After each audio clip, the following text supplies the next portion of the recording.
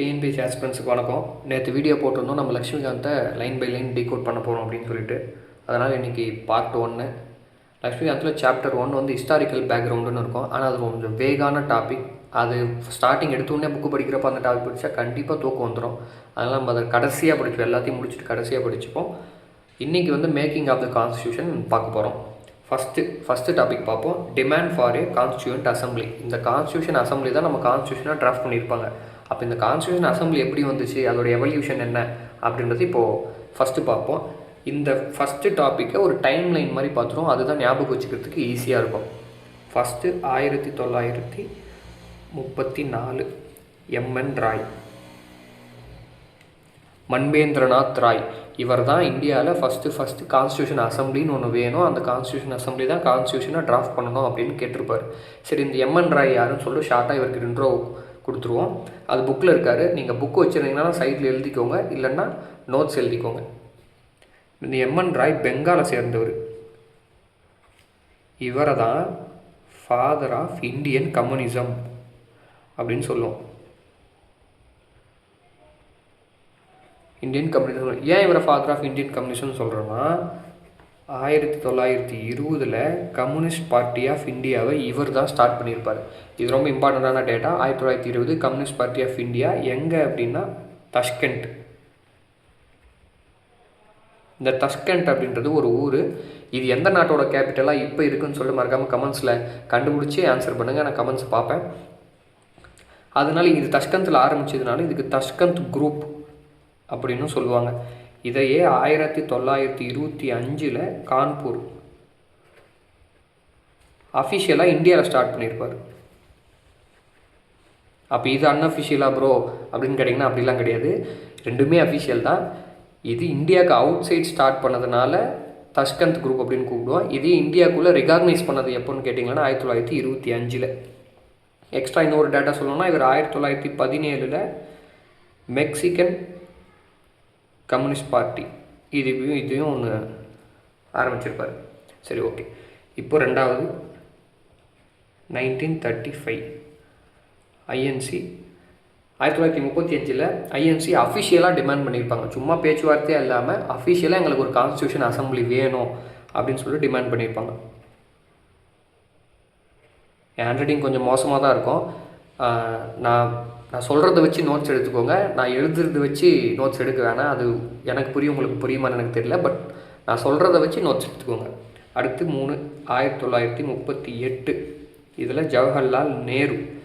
இவர் ஐஎன்சி சார்பாக கேட்குறாரு. அதாவது எங்களுக்கு அஃபிஷியலாக ஒரு கான்ஸ்டியூஷன் அசம்பிளி வேணும், அதில் நாங்கள் மட்டும்தான் இருக்கணும், எங்களுக்கு தேவையான கான்ஸ்டியூஷனை நாங்களே ஏற்பாடு பண்ணிக்கிறோம் அப்படின்னா நேரு அஃபிஷியலாக கேட்டிருப்பாரு. இது கண்டிப்பாக கேட்பாங்க. 1938 ஜவஹர்லால் நேரு எப்போது அஃபிஷியலாக டிமாண்ட் பண்ணார் அப்படின்னு சொல்லிட்டு அவர் ஒரு ஸ்டேட்மெண்ட்டும் கொடுத்துருப்பாரு. இங்கே மார்க் பண்ணியிருக்க பாருங்கள் ரெட் கலரில்.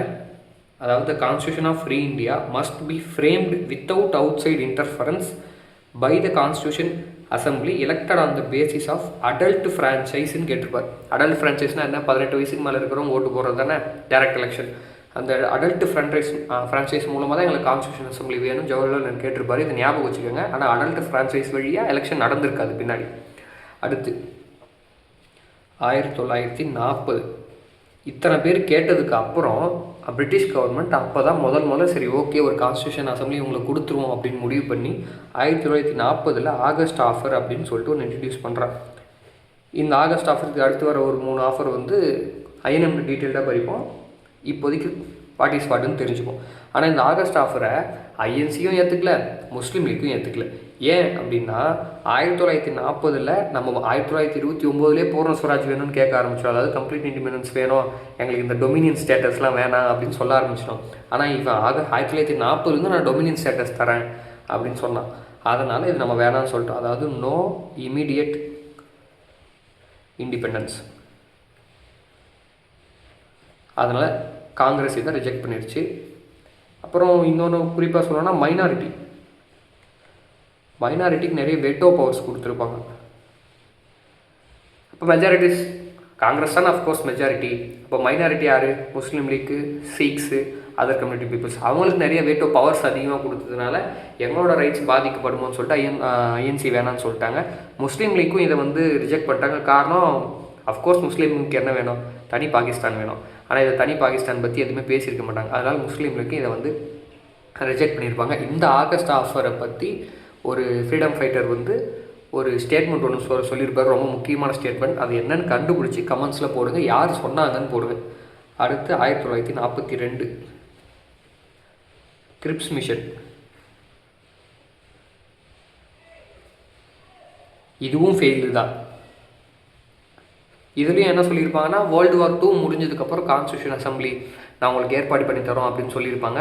ஆனால் ஐஎன்சியும் சரி முஸ்லீம் லீக்கும் சரி இதையும் ஏற்றுன்னு இருக்க மாட்டாங்க. காரணம், இதுலேயே நான் டொமினியன் ஸ்டேட்டஸ் தரேன் அப்படின்னு பிரிட்டிஷ்காரன் சொல்லியிருப்பான். நம்ம என்ன சொல்லியிருப்போம்? எனக்கு டொமினியன் ஸ்டேட்டஸ்லாம் தேவை கிடையாது, எனக்கு கம்ப்ளீட் இண்டிபெண்டன்ஸ் தான் வேணும் அப்படின்னு சொல்லியிருப்பாங்க. அதனால் இதையும் ரிஜெக்ட் பண்ணியிருப்போம். பாகிஸ்தானே இதை ரிஜெக்ட் பண்ணியிருப்பாங்க. இன்னும் முக்கியமான காரணம் கிரிப்ஸ் மிஷனுக்கு வேணான்னு சொன்னதுக்கு என்னென்னா, ப்ரொவின்ஷியல் செசிஷனுக்கு அலோவ் பண்ணியிருப்பாங்க. அதாவது ஸ்டேட்ஸ் வந்து ஸ்ப்ளிட் ஆகி போகலாம், பிரிஞ்சு போகலாம். அப்போ அஃப்கோர்ஸ் ஐஎன்சி என்ன நினச்சிருப்பாங்க, இவங்க என்ன ஸ்டேட்ஸுக்கு பிரிஞ்சு போகிற பவரை கொடுத்தா யூனிட்டி அண்ட் இன்டிகிரிட்டி எப்படி இருக்கும் இந்தியாவில், எப்படி இந்தியா ஒன்றிணைக்க முடியும், அதனால் ஸோ இது வேணாம் அப்படின்னு சொல்லிட்டு கிரிப்ஸ் மிஷனையும் ஃபெயில் ஆக்கி விட்டாங்க. அடுத்து முக்கியமானது 1946 cabinet mission.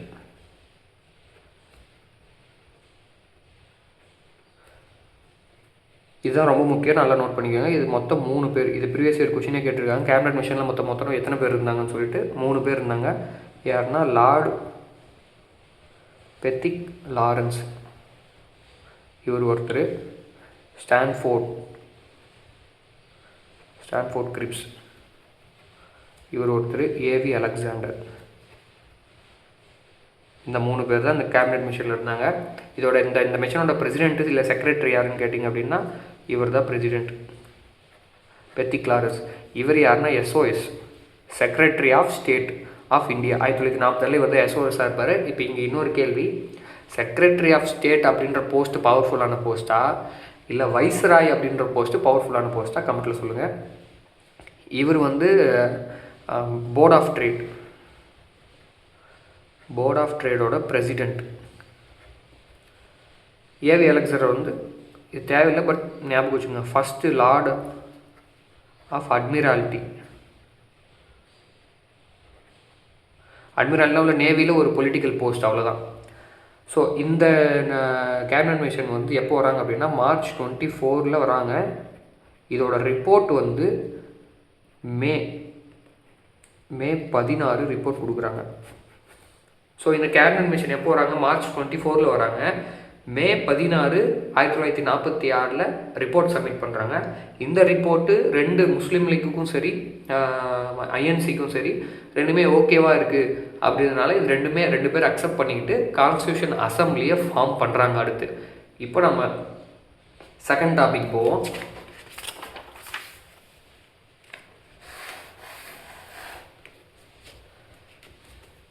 Composition of the constitution assembly. இந்த கான்ஸ்டியூஷன் அசம்பிளியை ஃபார்ம் பண்ணுறதா முடிவு எடுத்துட்டோம். இதை எப்படி ஃபார்ம் பண்ணணும், எத்தனை சீட் இருக்கணும், யாரெல்லாம் இருக்கணும், எலெக்ஷன்ஸ் எப்படி நடக்க போகுது, யார் எந்த எலெக்ஷன்ஸில் எவ்வளோ சீட்டு வாங்கினா அப்படின்ற டீட்டெயில்ஸ் ஃபுல்லாக அதில் கொடுத்துருப்பாங்க.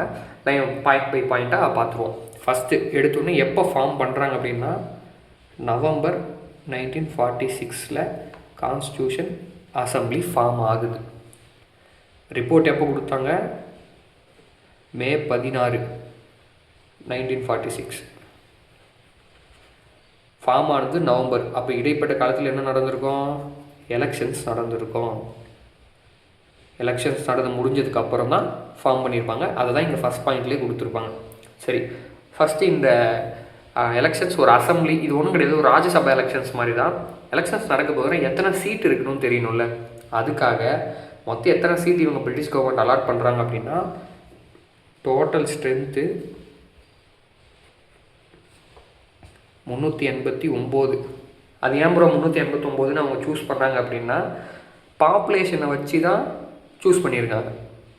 இந்தியாவோட பாப்புலேஷன் 1940s அந்த காலகட்டத்தில் கிட்டத்தட்ட 34 to 35 crore இவ்வளோ பாப்புலேஷன். 10 லட்சம் மக்கள் அப்ராக்சிமேட்டாக ரஃபாக எக்ஸாக்டாக கிடையாது, 10 லட்சம் மக்களுக்கு ஒரு சீட்டு அப்படின்ற மாதிரி ஒதுக்கியிருப்பாங்க பிரிட்டிஷ் கவர்மெண்ட். அப்படி பார்த்தா கூட 389 சீட்னால் 38.9 கோடி போகுமே ப்ரோனா இது ஒரு அப்ராக்சிமேட் வேல்யூ தான். 10 லட்சம் பீப்புள்ஸுக்கு ஒரு சீட் அப்படின்ற மாதிரி ஒதுக்கியிருப்பாங்க. இதில் யார் யாருக்கு எவ்வளோன்னு பார்ப்போம். 296 சீட்ஸ் இது வந்து பிரிட்டிஷ் இந்தியா, பிரிட்டிஷோட கண்ட்ரோலில் இருக்கிற இந்தியன் ஸ்டேட்ஸ். அடுத்து ஒரு 93 சீட்ஸ் பிரின்ஸ்லி ஸ்டேட்ஸ், கிங்ஸ் இருப்பாங்க, நவாப்ஸ் இருப்பாங்க, நிஜாம்ஸ் இருப்பாங்க, இவங்கெல்லாம். இப்போ இந்த 296ல் 292 ஒன்று, 4 ஒன்று, 292 ஒரு 11 பிரிட்டிஷ் ப்ராவின்ஸ் இருக்கும். இந்த 4 வந்து chief commissioner province. 296 British India. British இந்தியாவில் 2 இருக்குது. ஒன்று பிரிட்டிஷ் ப்ராவின்ஸ், இன்னொன்று chief commissioner province. 11 British province. British ப்ராவின்ஸ்னால் ஒன்றும் கிடையாது, வைஸ்ராயி இல்லை கவர்னர் ஜெனரல் இருப்பார். அவர் ஒரு கவர்னர் அப்பாயிண்ட் பண்ணுவார். அந்த கவர்னர் அந்த ப்ராவின்ஸை ரூல் பண்ணுவாங்க. இப்போ எக்ஸாம்பிள் பிரசிடென்ட் ஆஃப் இந்தியா இருக்கார். ஒவ்வொரு ஸ்டேட்டுக்கும் ஒரு கவர்னர். அந்த கவர்னர் என்ன பண்ணுவாங்க, நடக்கிற ஆக்டிவிட்டீஸ் எல்லாம் அவர் பார்த்துப்பார்ல. இப்போ இருக்கிற ஸ்டேட்ஸ் மாதிரி தான் இது பிரிட்டிஷ் ப்ராவின்ஸ். அப்போ இந்த சீஃப் மினிஸ்டர் கமிஷனர் ப்ராவின்ஸ்னால் என்ன பண்ணுவோம்னா, இப்போ இருக்கிற யூனியன் டெரிட்டரிஸ் தான் இவங்க சீஃப் கமிஷனர்ஸ் ப்ராவின்ஸ்னு சொல்கிறாங்க. அப்போது ஒரு 4 யூனியன் டெரிட்டரி மாதிரி இருந்திருக்கும்.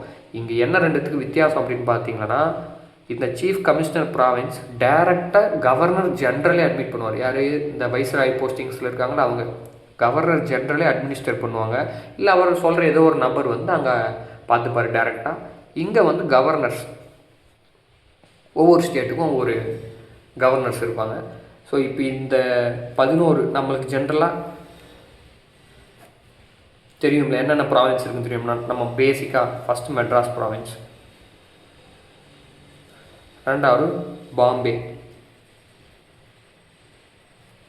மூணாவது நம்ம ஐஎன்எம்மில் அதிகமாக சொல்கிற பேர் பெங்கால், நாலாவது நார்த் வெஸ்ட் ஃப்ரண்டியர் ப்ராவின்ஸ், அஞ்சாவது சென்ட்ரல் ப்ராவின்ஸ். இந்த 5 வந்து நமக்கு வந்து ஐஎன்எம்மில் நம்ம மோஸ்ட் ஃபெமிலியராக இருக்கும். Madras, Bombay, Bengal, north west front ப்ராவின்ஸு, central province. இது இல்லாமல் இங்கே கீழே பார்த்தீங்கன்னா கொடுத்துருப்பாங்க என்னென்ன 11 ப்ராவின்ஸ் இருக்குதுன்னு சொல்லிட்டு. Madras, Bombay, Uttar Pradesh, Bihar, central province, Orissa, Punjab, north west frontier province, Sindhu, Bengal and Assam. இந்த பெங்கால் அண்ட் அசாமும் 2 சேர்த்து தான் இது. அது இல்லாமல் இந்த 4 இங்கே இருக்கா, 4 சீஃப் கமிஷனர்ஸ் ப்ராவின்ஸ் பாருங்கள். Delhi, Ajmer, Merwara, Coorg and British Baluchistan. நம்ம ஸ்கூல் புக்ஸில் 3 சீஃப் கமிஷனர், அதாவது டெல்லி, அஜ்மீர், மெர்வாரா, குரூக், இது மட்டும்தான் chief commissioners province. And Balochistan தனியாக கொடுத்துருப்பாங்க. ஆனால் நம்ம லக்ஷ்மிகாந்தில் வந்து நம்ம 4 எல்லாமே சீஃப் கமிஷனர்ஸ் ப்ராவின்ஸ்னு கொடுத்துருப்பாங்க. இந்த சீஃப் கமிஷனர்ஸ் ப்ராவின்ஸ் இம்பார்ட்டண்ட்டாக படிச்சுக்கோங்க. கண்டிப்பாக எது ஃபைன் த ஆட் ஒன் அவுட்லேயே இது கேட்குறதுக்கு வாய்ப்பு இருக்குது.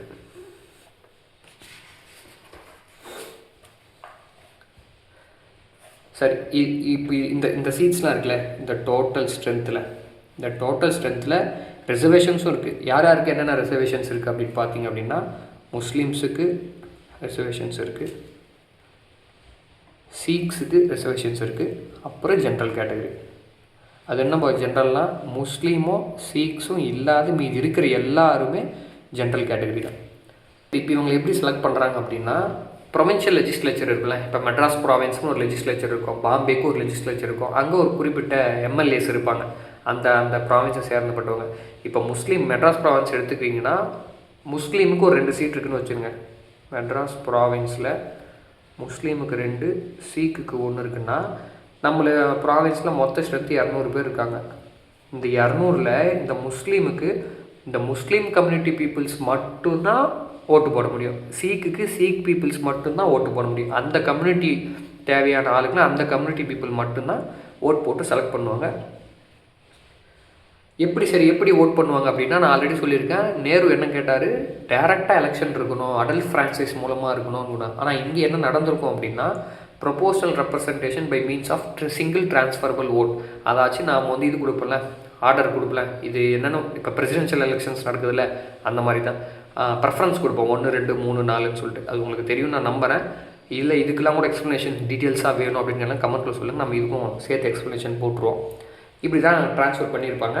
அதுக்கடுத்து இந்த 93 சீட்ஸ் இருக்குல்ல, இந்த 93 சீட்ஸு இந்த பிரின்ஸ்லி ஸ்டேட்ஸ் எதிராக அந்த பிரின்ஸ்லி ஸ்டேட்ஸோட ஹெட்டே கலந்துக்கலாம், இல்லை அப்படின்னா அவர் அப்பாயின்மெண்ட் பண்ணுற ஏதோ ஒரு நபர் வந்து கலந்துப்பார்.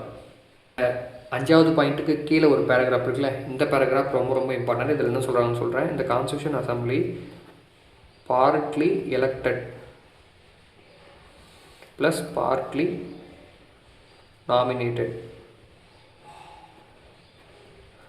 இந்த பார்ட்லி நாமினேட்டட்னா என்ன சொல்லுவீங்க? பாதி பேர் நாமினேட் செய்யப்பட்டாங்க, யாரோ ஒருத்தர் இன்னார் வருவார் அப்படின்னு சொன்னதுனால நாமினேட் சொல்லலாம். பார்ட்லி எலெக்டட்னா பாதி பேர் வந்து எலெக்ட் செய்யப்பட்டார். யார் இப்போ நம்ம சொன்னால எம்எல்ஏஸ்னால அந்த ப்ரொபோசல் ரெப்ரசன்டேஷன் மூலமாக வந்திருப்பாங்கன்னு சொல்லிட்டு அவங்க. இந்த பார்ட்லி நாமினேட்டர் யார்? Princely states. இந்த பார்ட்லி எலெக்டட் ப்ரொவின்ஷியல் லெஜிஸ்லேச்சர் இதிலேருந்து வந்தவங்க. இதெல்லாம் இங்கே ஒரு வார்த்தை கொடுத்துருப்பாங்க. Moreover, the members were to be indirectly elected by the members of the provincial assemblies. Nehru direct elections மூலமாக இருக்கணும்னு சொல்லியிருப்பார். ஆனால் அவர் சொன்னதுக்கு மாறாக இங்கே ஆல்ரெடி எலெக்ட் ஆனவங்களே எப்படி தான் எலெக்ட் ஆனாங்க? இன்டைரக்ட் எலெக்ஷன்ஸ் மூலமாக தான் எலெக்ட் ஆனாங்க. who themselves were elected on a limited franchise. அதாவது கான்ஸ்டியூஷன் அசம்பிளிக்கு போனவங்களே ப்ரொவின்ஷியல் லெஜிஸ்லேச்சரில் இருக்கிற எம்எல்ஏஸ் மூலமாக செலக்ட் ஆகி போனவங்க தான். ஆனால் அவங்களே ஒரு லிமிட்டெட் ஃப்ரான்ச்சைஸ் மூலமாக எலெக்ட் ஆனவங்க தான். இது எப்படி நீங்கள் இன்டைரக்ட் எலெக்ஷன் கூட சொல்ல முடியாது. இது இன்டைரக்ட் எலெக்ஷன் விட ஒரு படி கீழே அப்படின்னு சொல்ல வராங்க. இது ஒரு கண்டெக்ஸ்ட் என்ன, இந்த லிமிட்டெட் ஃப்ரான்ச்சைஸ் நீங்கள் ஒரு வார்த்தை இருக்குது பாருங்கள். இந்த லிமிட்டெட் ஃப்ரான்ச்சைஸ் அப்படின்னா இப்போ நம்ம எப்படி ஓட்டு போடுறோம்? இந்தியாவில் இருக்க 18 வயசு இருக்கிற எல்லாருக்குமே ஓட்டுரிமை இருக்குது, கரெக்டாக? ஆனால் இந்த காலகட்டத்தில் அப்படிலாம் ஓட்டுரிமை எல்லாருக்கெல்லாம் கிடையாது. நீ நினைக்கிற மாதிரி 34 to 35 கோடி மக்கள் தொகை இருந்த நாட்டில் வெறும் 3 கோடி பீப்புள்ஸ்க்கு மட்டும்தான் ஓட்டிங் ரைட்ஸ் இருந்துச்சு. அதுதான் லிமிட்டெட் ஃப்ரான்ச்சைஸ்ன்னு சொல்கிறாங்க. குறிப்பிட்ட நபர்களுக்கு மட்டும் ஓட்டுரிமை வழங்கப்பட்டது. இது எதன் அடிப்படையில் வழங்கியிருப்பாங்கன்னா, பிஸ்னஸ் மேன்ஸ்க்கு அவங்களோட எஜுகேஷன் வச்சு, அவங்களோட வெல்த் வச்சு, அவங்க செய்கிற வேலையை வச்சு, இந்த மாதிரி பீப்புள்ஸ் மட்டும் ஒரு 3 கோடி பேருக்கு ஓட்டிங் ரைட்ஸ் கொடுத்தாங்க. 33 கோடி மக்களுக்கு சேர்த்து தான் கான்ஸ்டியூஷன் ஃபார்ம் பண்ண போகிறீங்க. அந்த கான்ஸ்டியூஷனை ஃபார்ம் பண்ணுறதுக்கு அசம்பிளியில் இருக்க வேண்டியவங்களை வெறும் 3 கோடி மக்கள் மட்டுமே தேர்ந்தெடுத்தாங்க. இதை தான் இங்கே ஒரு ட்ராபேக்காக சொல்கிறாங்க. இந்த 3 கோடி கூட எடுத்தோடனே 3 கோடிலாம் இல்லை. கவர்மெண்ட் ஆக்ட் ஆஃப் இந்தியா 1935 தான் இதை 10% இன்க்ரீஸ் பண்ணியிருப்பாங்க. எதை? இந்த லிமிட்டெட் ஃப்ரான்ச்சைஸை.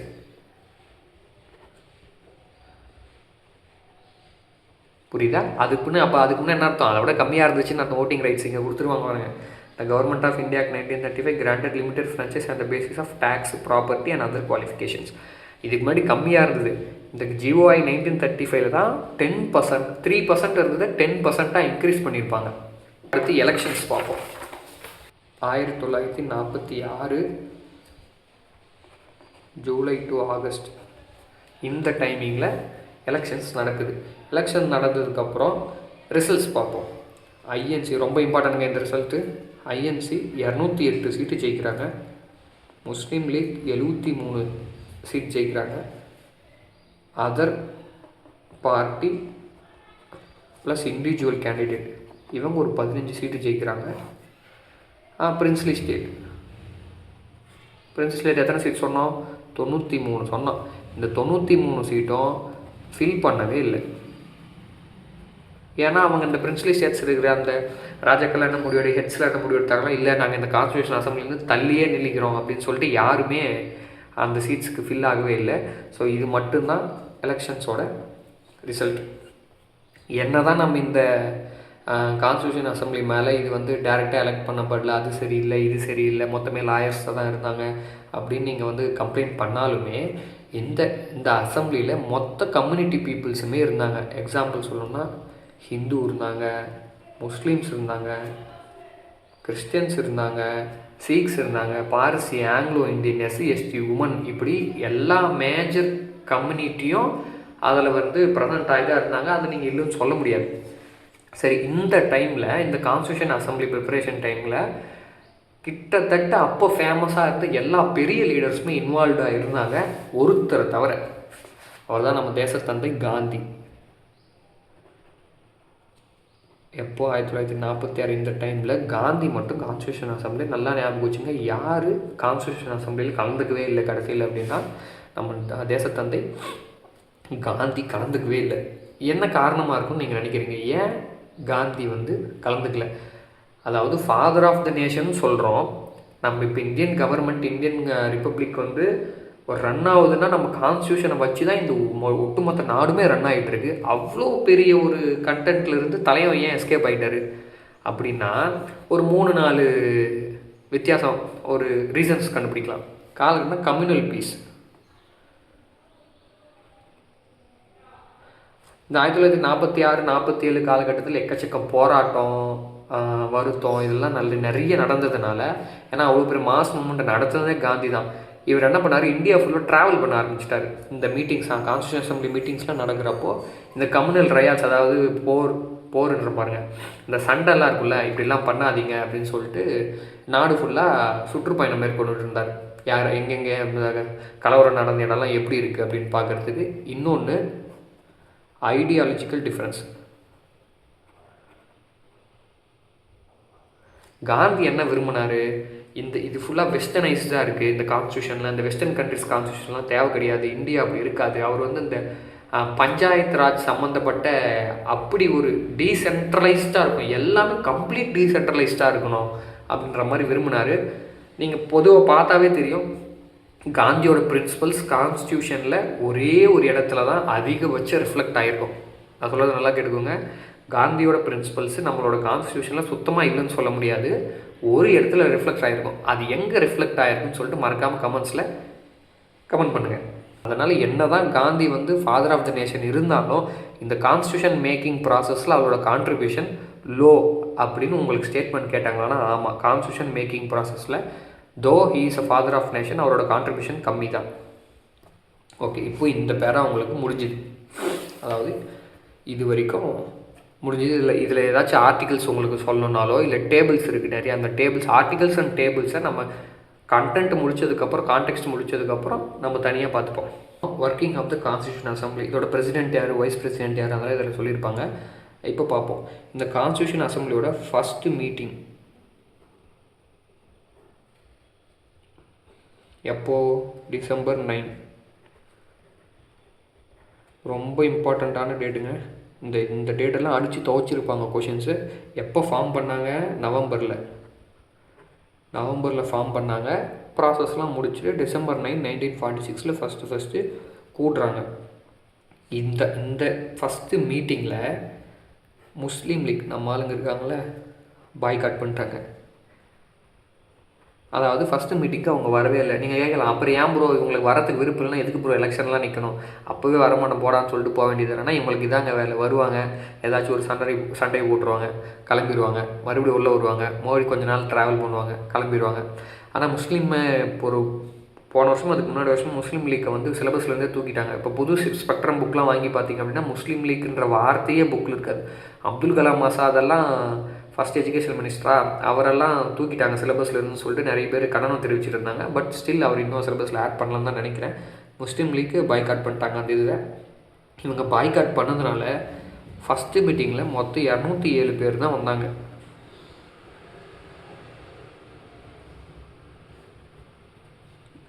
மொத்தம் 207 பேர் தான் வந்தாங்களா. டாக்டர் சச்சிதானந்த சின்ஹா, இவர் தான் டெம்பரவரி பிரசிடெண்ட். ஓகேவா? அதாவது இவர் தான் வயசில் மூத்தவர், இவர் தான் எக்ஸ்பீரியன்ஸில் இவர் தான் மூத்தவராக இருக்காருன்னு சொல்லிட்டு இவர் டெம்பரவரி பிரசிடெண்ட்டாக போட்டிருப்பாங்க. இந்த மாதிரி வயசில் மூத்தவங்களை டெம்பரவரி பிரசிடெண்ட்டாக போடலாம், இல்லை ஒரு குழுவுக்கோ ஒரு கமிட்டிக்கோ தலைமை தாங்க வைக்கலாம் அப்படின்றது எங்கேருந்து, எந்த ப்ராக்டிஸ், யார் ப்ராக்டிஸ் பண்ணுவாங்கன்னா இது ஒரு ஃப்ரெஞ்சு ப்ராக்டிஸ். இது கூட டெஸ்ட் பேட்சஸ்லாம் இந்த ஃப்ரெஞ்ச் ப்ராக்டிஸ் இவ்வளோ டீப்பாலாம் கேட்பாங்க தெரியல, பட் டெஸ்ட் பேட்சஸில் கேட்பாங்க. உடனே நீங்கள் சைடில் யோசிக்கலாம், ப்ரோ ராஜராஜ காலத்துலேருந்தே நாங்கள் வயசானவங்களை தான் ப்ரோ ஒரு குழுவுக்கு தலைமையாக போடுவோம், எதுவும் தெரியலண்ணா அப்படின்னு சொன்னால் கரெக்டு தான், இல்லைன்னு சொல்லலை நானும். ஆனால் இவங்க இதிலேருந்து தான் எடுத்து தான் சொல்லியிருக்காங்க. சரி, ஓகே. அதுக்கடுத்து அடுத்த டேட், இதுவும் ரொம்ப இம்பார்ட்டன்ட். December 11, 1946 ராஜேந்திர பிரசாத், இவர் தான் ஃபஸ்ட்டு பெர்மனன்ட் பிரசிடெண்ட். கான்ஸ்டியூஷன் அசம்பிளியோட பெர்மனன்ட் பிரசிடெண்ட் யார்? இது ரொம்ப இந்த டேட்டாஸ் ரொம்ப முக்கியம். டாக்டர் ராஜேந்திர பிரசாத். அடுத்து வைஸ் பிரசிடெண்ட். அடுத்து ஜான் 25, 1947, அடுத்த வருஷம். ஃபஸ்ட்டு வைஸ் பிரசிடெண்ட் யார்? ஹெச்சி முகர்ஜி. இந்த டேட்டு கேட்பாங்களான்னா டவுட் தான், பட் இந்த டேட்டு கேட்பாங்க December 11. இந்த ரெண்டு பேர் அடுத்து வர 2 பேருக்கு டேட்ஸ்லாம் கேட்பாங்களான்னா ஃபுல்லாக டவுட்டு தான். இருந்தாலும் ஃபஸ்ட்டு ஹெச்சி முகர்ஜி தான் ஃபஸ்ட்டு வைஸ் பிரசிடெண்ட். அடுத்த டேட் என்ன? ஜூலை 16, 47 விடி கிருஷ்ணமாச்சாரி. இவர் செகண்ட் பிரசிடெண்ட். ஸோ இந்த டேட்ஸ், இந்த ஃபஸ்ட் பிரசிடெண்ட்டோட செகண்ட் டேட் அந்தளவுக்கு கேட்டது கிடையாது இது வரைக்கும். பட் ஃபஸ்ட் பிரசிடெண்ட் யார், செகண்ட் பிரசிடெண்ட் யார், வைஸ் பிரசிடெண்ட் சொல்ல பாருங்கள். வைஸ் பிரசிடெண்ட் யார் தெரிஞ்சுங்க? First vice president HC Mukherjee, second wise president விடி கிருஷ்ணமாச்சாரி. ஓகே, இப்போது இந்த ராஜேந்திர பிரசாத் எப்போது பிரசிடெண்ட் ஆனார்? December 11, 1946. இப்போ December 13 இங்கே இருக்குது பாருங்கள். December 13, 1946 ஜவஹர்லால் நேரு ஒரு அப்ஜெக்டிவ்ஸ் ரெசல்யூஷன் பாஸ் பண்ணுறாரு. ஆர்டர் வைஸ்னால் எப்படி வரணும் பாருங்கள். இப்போது December 11 December 9 கூடியிருக்காங்க. December 11 பெர்மனன்ட் பிரசிடெண்ட் தேர்ந்தெடுத்திருக்காங்க. இதுக்கு இடையில் December 13 objectives resolution Nehru pass பண்ணுறாரு. அதுக்கப்புறம் அடுத்த வருஷம் தான் வைஸ் பிரசிடெண்ட்லாம் சூஸ் பண்ணுறாங்க. இந்த அப்ஜெக்டிவ்ஸ் ரெசல்யூஷன்ஸ்லாம் டேட்டாஸ் பெருசாக எதுவுமே இருக்காது. ஆனால் இது ஃபுல்லாகவே குழப்பி விட்டுருப்பாப்புல நம்ம நேரு மாமா. என்னென்ன வார்த்தைக்கு என்னென்ன அர்த்தம், இங்கே நிறைய கண்டெக்ஸ்ட் இருக்கும், நிறைய புரியாது. நீங்கள் அப்படியே ரேண்டமாக படிச்சிங்கன்னா கண்டிப்பாக புரியாது. இதுக்கு நோட்ஸ் எதுவும் தேவையில்லை, நான் ஒரு ஸ்டோரி மாதிரி சொல்லிடுறேன், அப்படியே லிசன் பண்ணிக்கோங்க. இதில் மொத்தம் எத்தனை பாயிண்ட்ஸ் இருக்குது? 8 பாயிண்ட் இருக்குது. ஃபஸ்ட்டு பாயிண்ட் என்னென்னா, ஒரு இன்ட்ரடக்ஷன் கொடுப்பாரு நேரு. அசம்பிளியில் சொல்கிறப்போ ஒரு இன்ட்ரடக்ஷன் கொடுத்து பேசுவாங்க, அந்த மாதிரி ஒரு இன்ட்ரடக்ஷன். 8th point conclusion. இதுக்கு இடையில் இருக்கிற அந்த 6 பாயிண்ட்டு தான் content. So first point, this constitution assembly declares its firm and solemn resolve to proclaim India as an independent sovereign republic and to draw up her future governance a constitution. இது ஒன்றும் கிடையாது, சிம்பிளான விஷயந்தான். Firm அப்படின்னா உறுதியான அர்த்தம், சோலம் அப்படின்னா புனிதமான அர்த்தம். அடுத்து என்ன வார்த்தை புதுசாக இருக்குது? சோவர்ஜின் ரிப்பப்ளிக். சோவர்ஜின்ற நிறைய வார்த்தை நீங்கள் நிறைய கிளாஸில் கேட்டிருப்பீங்க. அவங்க டேரெக்டாக அதுக்கு தமிழ் மீனிங் மட்டும் சொல்லிட்டு ஸ்கிப் பண்ணி போயிருப்பாங்க. சோவர்ஜின்னா இறையாண்மை. அப்போ இறையாண்மைன்னு என்ன? சரி, ஓகே, அது இப்போ பார்ப்போம். இந்த சோவர்ஜின் அப்படின்றது இட்ஸ் அண்ட் பொலிட்டிக்கல் டேர்ம். இதை நம்ம வேறு எங்கேயும் வேறு எந்த இடத்துலையும் யூஸ் பண்ண மாட்டோம். இந்த வார்த்தையை பொலிட்டிக்கல் புக்ஸில் மட்டும்தான் இந்த வார்த்தையை நீங்கள் பார்க்கவே முடியும். நம்ம அன்றாட வாழ்க்கையிலே இறையாண்மை அப்படின்ற வார்த்தையெல்லாம் யூஸ் பண்ண மாட்டோம். சரி, ஓகே, இந்த பொலிட்டிக்கல் டேர்முக்கு என்ன அர்த்தம் தமிழில்? இந்த இறையாண்மைன்றதுக்கு என்ன அர்த்தம் அப்படின்னு பார்த்தீங்கன்னா, முழுமையான ஆளுமை, இல்லைன்னா அரசாளும் உரிமை, அப்படி இல்லைன்னா உச்ச அதிகாரம்னு சொல்லலாம். இதுதான் ஒரு சோவர்ஜன் கண்ட்ரி அப்படின்னு சொல்கிறீங்கன்னா என்ன அர்த்தம்? முழுமையான ஆளுமை கொண்ட ஒரு நாடு, இல்லைன்னா அரசாளும் உரிமை கொண்ட நாடு, இல்லை உச்ச அதிகாரம் பெற்ற ஆள். எதுக்கான உச்ச அதிகாரம்? என்னோடய அஃபேர்ஸ், நான் சம்மந்தப்பட்ட விஷயத்தை டிசைட் பண்ணுறது எனக்கு உச்ச அதிகாரம் இருக்குது அப்படின்னு சொல்கிறதுக்கான ஒரு வார்த்தை தான் அது. ஓகே, நேரு என்ன சொல்கிறாருன்னா, இந்த கான்ஸ்டியூஷன் அசம்பிளி தன்னோட உறுதியான மற்றும் புனிதமான குறிக்கோளை சொல்லுது. அது என்ன சொல்லுதுன்றதை பின்னாடி பார்ப்போம். ஃபஸ்ட்டு செகண்ட் பாயிண்டில் என்ன சொல்கிறாங்க அப்படின்னா, எதெல்லாம் இந்தியா, இது ஒரு இன்ட்ரடக்ஷன் தான். ஸோ அதாவது நம்மளோட கான்ஸ்டியூஷன் எப்படி இருக்க போகுது, நம்மளோட இந்திய நாடு எப்படி செயல்பட போகுது, நம்மளோட ஃபிலாசபிக்கலாக நம்ம ஐடியாலஜி எப்படி இருக்குது அப்படின்னு சொல்கிற ஒரு கண்டென்ட் தான். சரி, இப்போ எதெல்லாம் செகண்ட் பாயிண்ட் எதெல்லாம் இந்தியாவை சேரும் அப்படின்னு பார்ப்போம். ஃபஸ்ட் எடுத்தோடனே பிரிட்டிஷ் இந்தியா. ஓகேவா? அதாவது இப்போ நம்ம பார்க்குற இந்த 11 ப்ராவின்ஸஸ், சீஃப் கமிஷனர் ப்ராவின்ஸ், இதெல்லாம் இந்தியாவுக்குள்ளே அடங்கும். wherein territories now comprise British India. British India 11 province plus 4 chief minister commissioner province. The territory that now form Indian states. அப்படின்னா அது என்ன ப்ரோ? ஆல்ரெடி இந்தியாவில் தான் பிரிட்டிஷ் ஸ்டேட்ஸ் இருக்குது. அது என்ன territories now form Indian states? இங்கே என்ன கண்டெக்ட் சொல்ல வராங்கன்னா, ஹிஸ்டாரிக்கலி, ஜாகிரபிக்கலி, கல்ச்சரலி இந்தியா கூட ஒட்டி இருக்கும் தெரியுமா? இப்போ பிரிட்டிஷ்கிட்ட 11 ப்ராவின்ஸ் மட்டும்தான் இருக்குது. அது இல்லாமல் ஜாகிரபிக்கலாக இந்தியன் சப்கான்டினென்ட் கூட கனெக்ட் ஆன ஒரு எக்ஸாம்பிள் இப்போ மியான்மர் இருக்கலாம், பங்களாதேஷ் இருக்கலாம், இந்த மாதிரி விஷயம்லாம் இருக்குல்ல. அதை தான் சொல்கிறாங்க. என்ன சொல்கிறாங்கன்னா, ஹிஸ்டாரிக்கலி நம்ம கூட கனெக்ட் ஆகிருக்கணும், ஜாகிரபிக்கலி நம்ம கூட கனெக்ட் ஆகிருக்கணும், கல்ச்சரலி நம்ம கூட கனெக்ட் ஆகிருக்கணும். மேபி அது பிரிட்டிஷ் ப்ராவின்ஸாக இல்லாமல் இருக்கலாம், ஆனால் இந்த 3 விஷயத்தால் நம்ம கூட கனெக்ட் ஆகிருந்தது அப்படின்னா அதுவும் இந்தியாவை சேரும். அடுத்து அவுட் சைடு இந்தியான்னு ஒரு வார்த்தை கொடுத்துருப்பாங்க. Other parts of India as are outside India. அது என்ன ப்ரோ பார்ட்ஸ் ஆஃப் இந்தியான்னு சொல்லிட்டீங்க, அது என்ன அவுட் சைடு இந்தியா? ஒரு இந்தியாவோட பார்ட்டு இந்தியா விட்டு வெளியில் எப்படி இருக்கும்? அவங்க அந்தமான் நிக்கோபார் ஐலாண்ட்ஸ் ஏதாச்சும் சொல்கிறாங்கன்னா அது கிடையாது. இங்கே இவங்க என்ன கண்டெக்ஸ்டில் சொல்ல வராங்கன்னா, அவுட் சைடு இந்தியா அப்படின்னா outside administrative legal and political boundaries of இந்தியான்னு அர்த்தம். அதாவது என்ன, outside administrative legal and political boundary of India. British India சப்கான்டினென்ட்டில் தான் இருக்கும், ஆனால் நம்மளோட அட்மினிஸ்ட்ரேஷனுக்கோ இல்லை லீகலாகவோ இல்லை பொலிட்டிக்கல் பவுண்ட்ரிஸ்குள்ளே அது வராது. அப்படி இருக்கிற ஒரு சில இடம்லாம் கூட இந்தியா கூட அடங்கும். அடுத்து 3வது கண்ட்ரிஸ் எது அப்படின்னா, வில்லிங் டு ஜாயின். நம்ம நாட்டு கூட வந்து ஏதாச்சும் இப்போ பங்களாதேஷ் சேரணும்னு ஆசைப்பட்டாலோ இல்லை மியான்மர் சேரணும்னு ஆசைப்பட்டாலோ அவங்களும் இந்தியன் ஸ்டேட்ஸை தான் நாங்கள் ஏற்றுப்போம் அப்படின்னு சொல்கிறாங்க. சரி, ஓகே. இப்போ 3வது பாயிண்ட், இப்படி எங்கள் இந்தியன் யூனியன் கூட சேர்ற ஸ்டேட்ஸுக்கு என்ன பவர்ஸ்லாம் இருக்கும், இந்த ஸ்டேட்ஸுக்கு நாங்கள் என்ன கொடுப்போம் அப்படின்னு என்ன சொல்கிறாரு நேரு அப்படின்னா, இந்த ஸ்டேட்ஸ்லாம் இருக்குல்ல, எய்தர் இப்போ இருக்கிற பவுண்ட்ரிஸோடையே அவங்க ஜாயின் பண்ணிக்கலாம், அப்படி இல்லை கான்ஸ்டியூஷன் அசம்பிளி வந்து இந்த பவுண்ட்ரி அதிகமாக இருக்குது இது கம்மியாக இருக்குது இதை நாங்கள் ஆல்ட்ரு பண்ணுறோன்னா அதை ஒத்துக்கிட்டு அவங்க ஜாயின் பண்ணுறாங்கன்னா அந்த ஸ்டேட் எல்லாமே அட்டானமஸ் யூனிட்ஸாக செயல்படலாம். அதாவது என்ன அர்த்தம், உங்களை நீங்களே கவர்ன் பண்ணிக்கலாம், ஆனால் நீங்கள் இண்டிபெண்ட் கிடையாது, நீங்கள் அட்டானமஸ். எக்ஸாம்பிள் தமிழ்நாடு எடுத்துக்கோங்களேன். Tamil Nadu is an autonomous state. நம்மளோட அஃபேர்ஸை நம்ம தான் பார்த்துக்குறோம், கவர்மெண்ட் இருக்குது, எல்லா பிரச்சனையும் நம்மளே டீல் பண்ணிக்கிறோம். ஆனால் நம்ம இண்டிபெண்டன்ட் ஸ்டேட்டானா கிடையாது. நம்ம ஒரு அட்டானமஸ் ஸ்டேட், இண்டிபெண்டன்ட் ஸ்டேட் கிடையாது. அதை தான் இங்கே சொல்லியிருக்காங்க.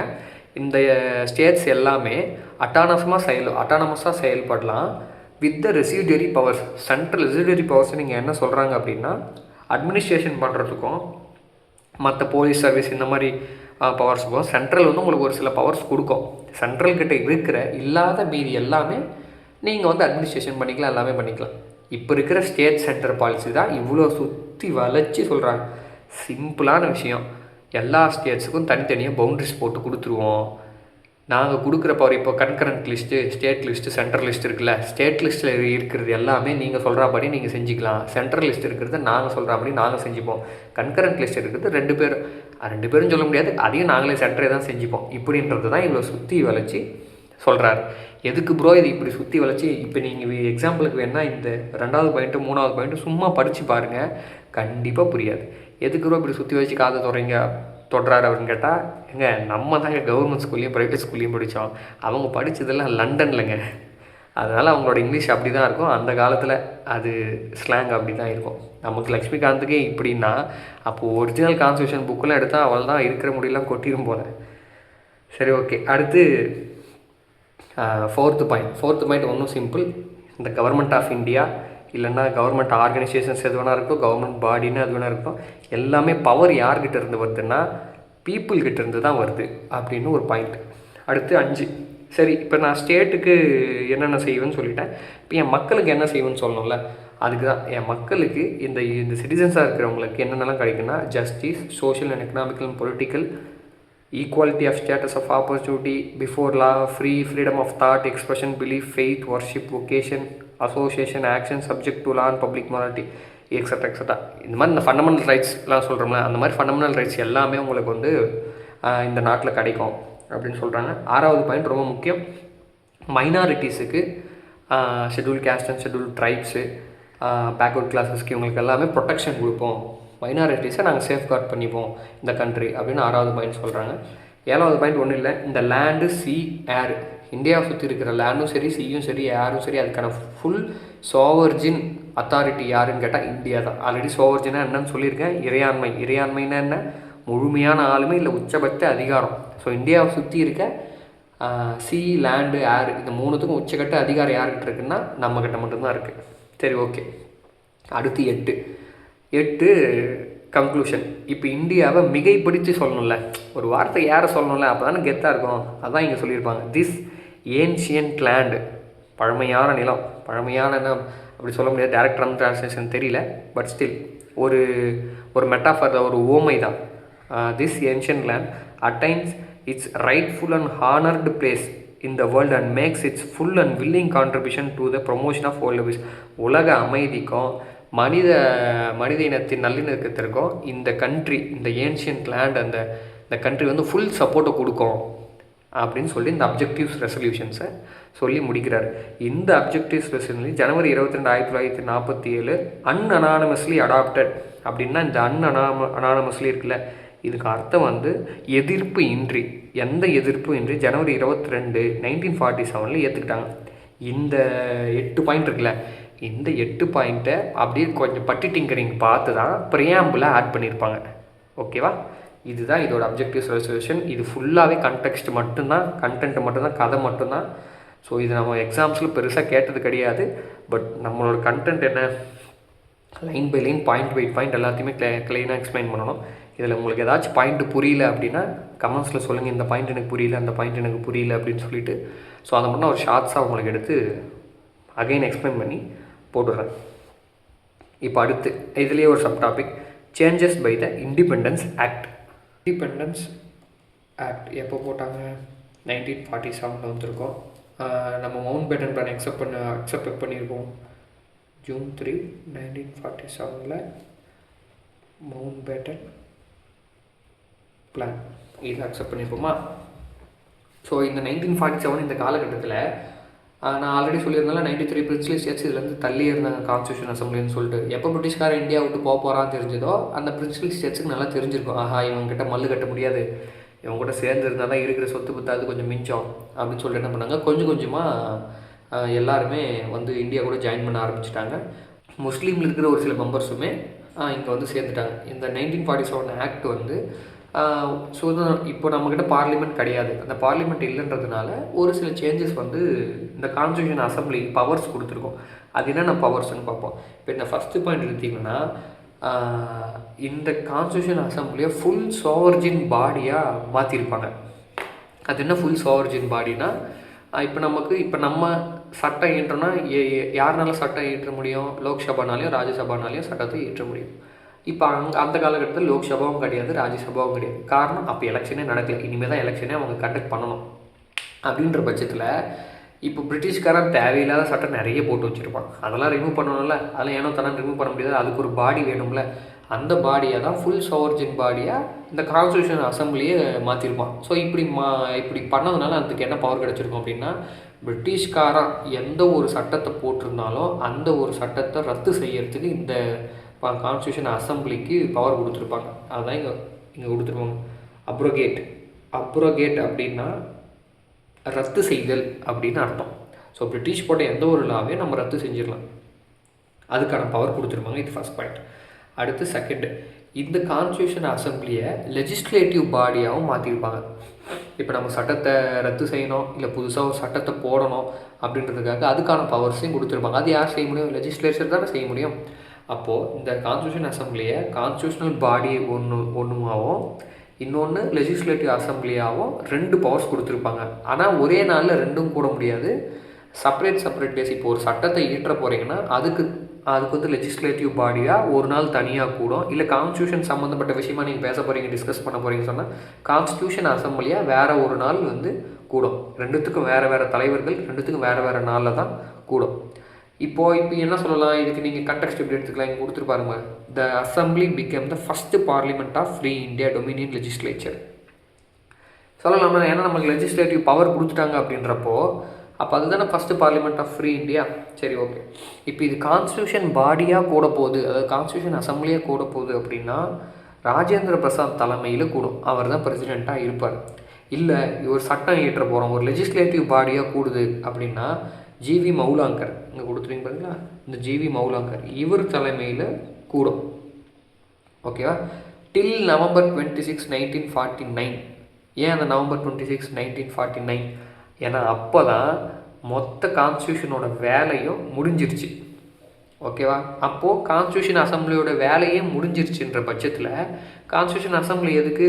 அப்போ இப்போ 2 ஃபங்க்ஷன்ஸ் எது வரைக்கும் வேலை செஞ்சுது? கான்ஸ்டியூஷன் அசம்பிளி 2 ஃபங்க்ஷன்ஸை என்றைக்கு வரைக்கும் வேலை செஞ்சுது அப்படின்னு கேட்டால் நவம்பர் 26, 1949. ஏன் நவம்பர் 26? ஏன்னா அதோட கான்ஸ்டியூஷன் அசம்பிளியோட வேலை முடிஞ்சிருச்சு. ஏன்னா நம்ம ஃபைனல் டிராஃப்டாக அன்றைக்கி முடிச்சிட்டோம், அதனால அந்த அசம்பிளி க்ளோஸ் பண்ணியிருப்பாங்க. கான்ஸ்டியூஷன் ஃப்ரீடம் பாகிஸ்தான் நமக்கு தனியாக பிரித்து கொடுக்குறேன்னு சொன்னதுக்கப்புறம் முஸ்லீம் லீக் இருக்கிற நிறைய பேர்லாம் பாகிஸ்தானுக்கு போயிருப்பாங்களே, பிரிஞ்சு போயிருப்பாங்களே எங்களுக்கு வேணாம்னு சொல்லிட்டு.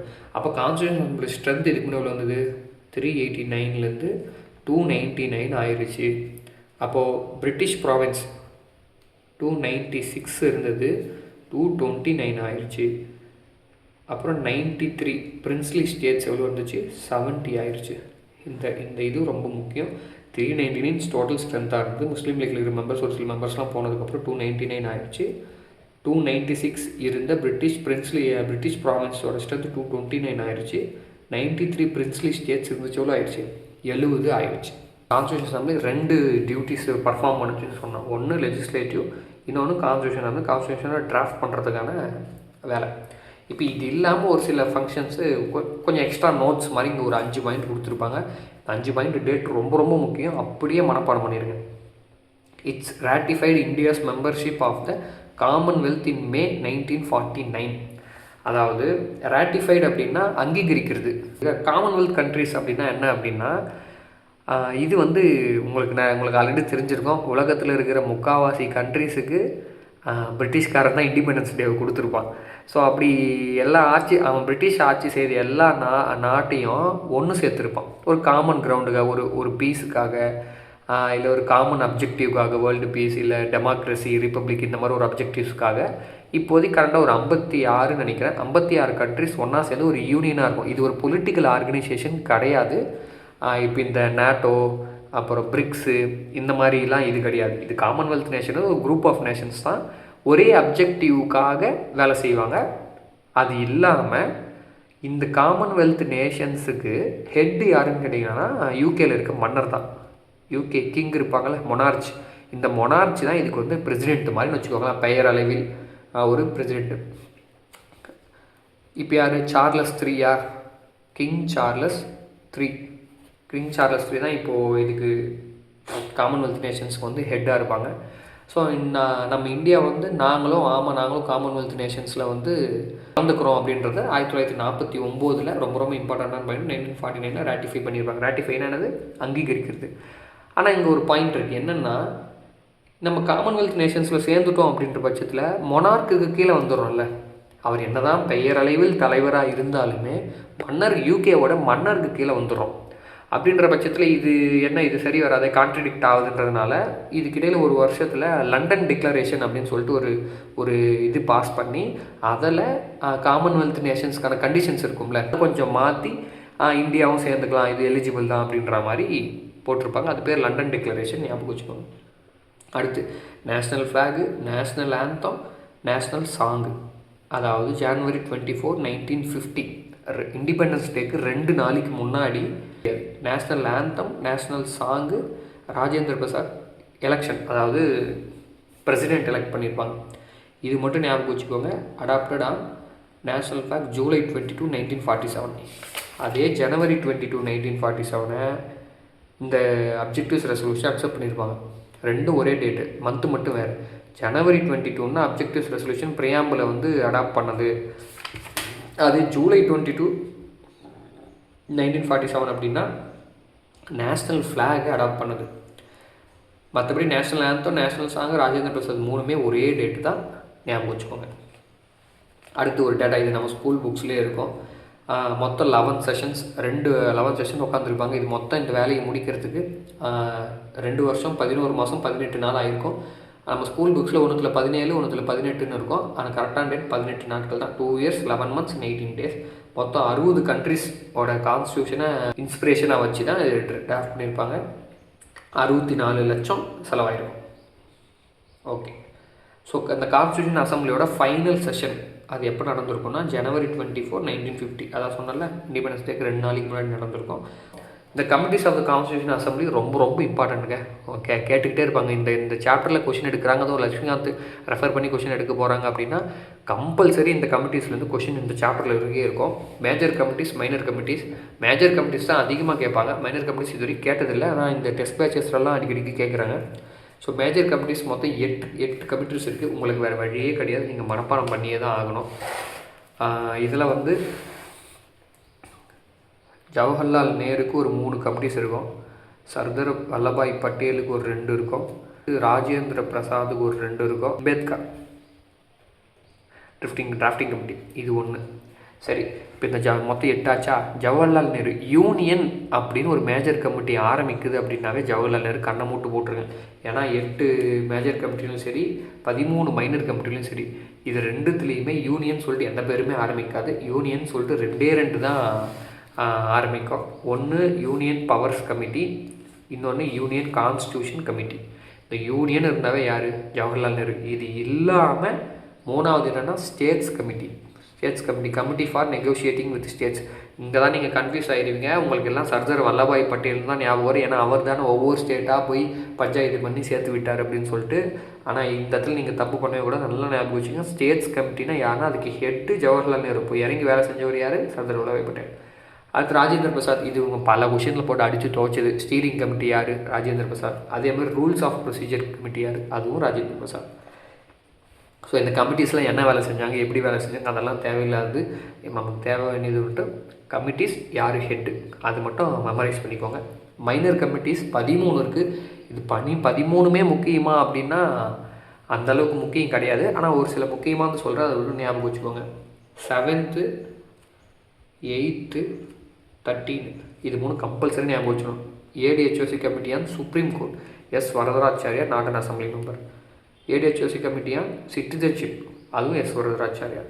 இன்னொன்று committee on chief commissioners province, Pattabhi Sitaramayya. இன்னும் நேஷனல் ஃப்ளாகுக்கு அதுக்கெல்லாம் கூட இருக்கும், ராஜேந்திர பிரசாத் வருவார். இதில் எக்ஸ்ப்ளனேஷன் கொடுக்க எதுவுமே கிடையாது. ஷார்ட்கட்ஸ் ஏதாச்சும் போட்டு நீங்கள் ஞாபகம் வச்சு தான். நான் எதுவும் ஷார்ட்கட்ஸ் போல் ரிப்பீட்டடாக படித்ததுனால எனக்கு ஓரளவுக்கு ஞாபகம் இருக்குது. ஆப்ஷன்ஸ் பார்த்தா போட்டுருவேன். ஸோ நீங்கள் ஃபஸ்ட் டைம் படிக்கிறீங்க அப்படின்னா ஷார்ட்கட்ஸ் போட்டுக்கோங்க. முக்கியமாக மைனர் கமிட்டிஸில் இந்த 3 ஞாபகம் வச்சுக்கோங்க. இது 3 ஈஸியாக ஞாபகம் வச்சுக்கலாம். 8 மேஜர் கமிட்டிஸ் கண்ணை மூடிட்டு மக்கப் பண்ணுறாங்க, வேறு வழியே கிடையாது.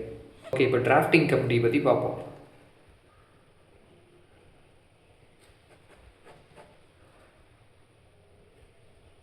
ஆல்ரெடி சொல்லியிருந்த மாதிரி தான் நம்ம கான்ஸ்டியூஷன் அசம்பிளியை எதுக்கு ப்ரைமரி கோல் என்ன, கான்ஸ்டியூஷன் க்ரியேட் பண்ணோம், அதுக்கு தான் டிராஃப்டிங் கமிட்டி செட்டப் பண்ணியிருப்பாங்க. இது எப்போ ஆரம்பித்தாங்க, செட்டப் பண்ணாங்க அப்படின்னா ஆகஸ்ட் 1947, அதாவது ஆகஸ்ட் 29. இந்த டேட் ரொம்ப ரொம்ப இம்பார்ட்டண்ட்.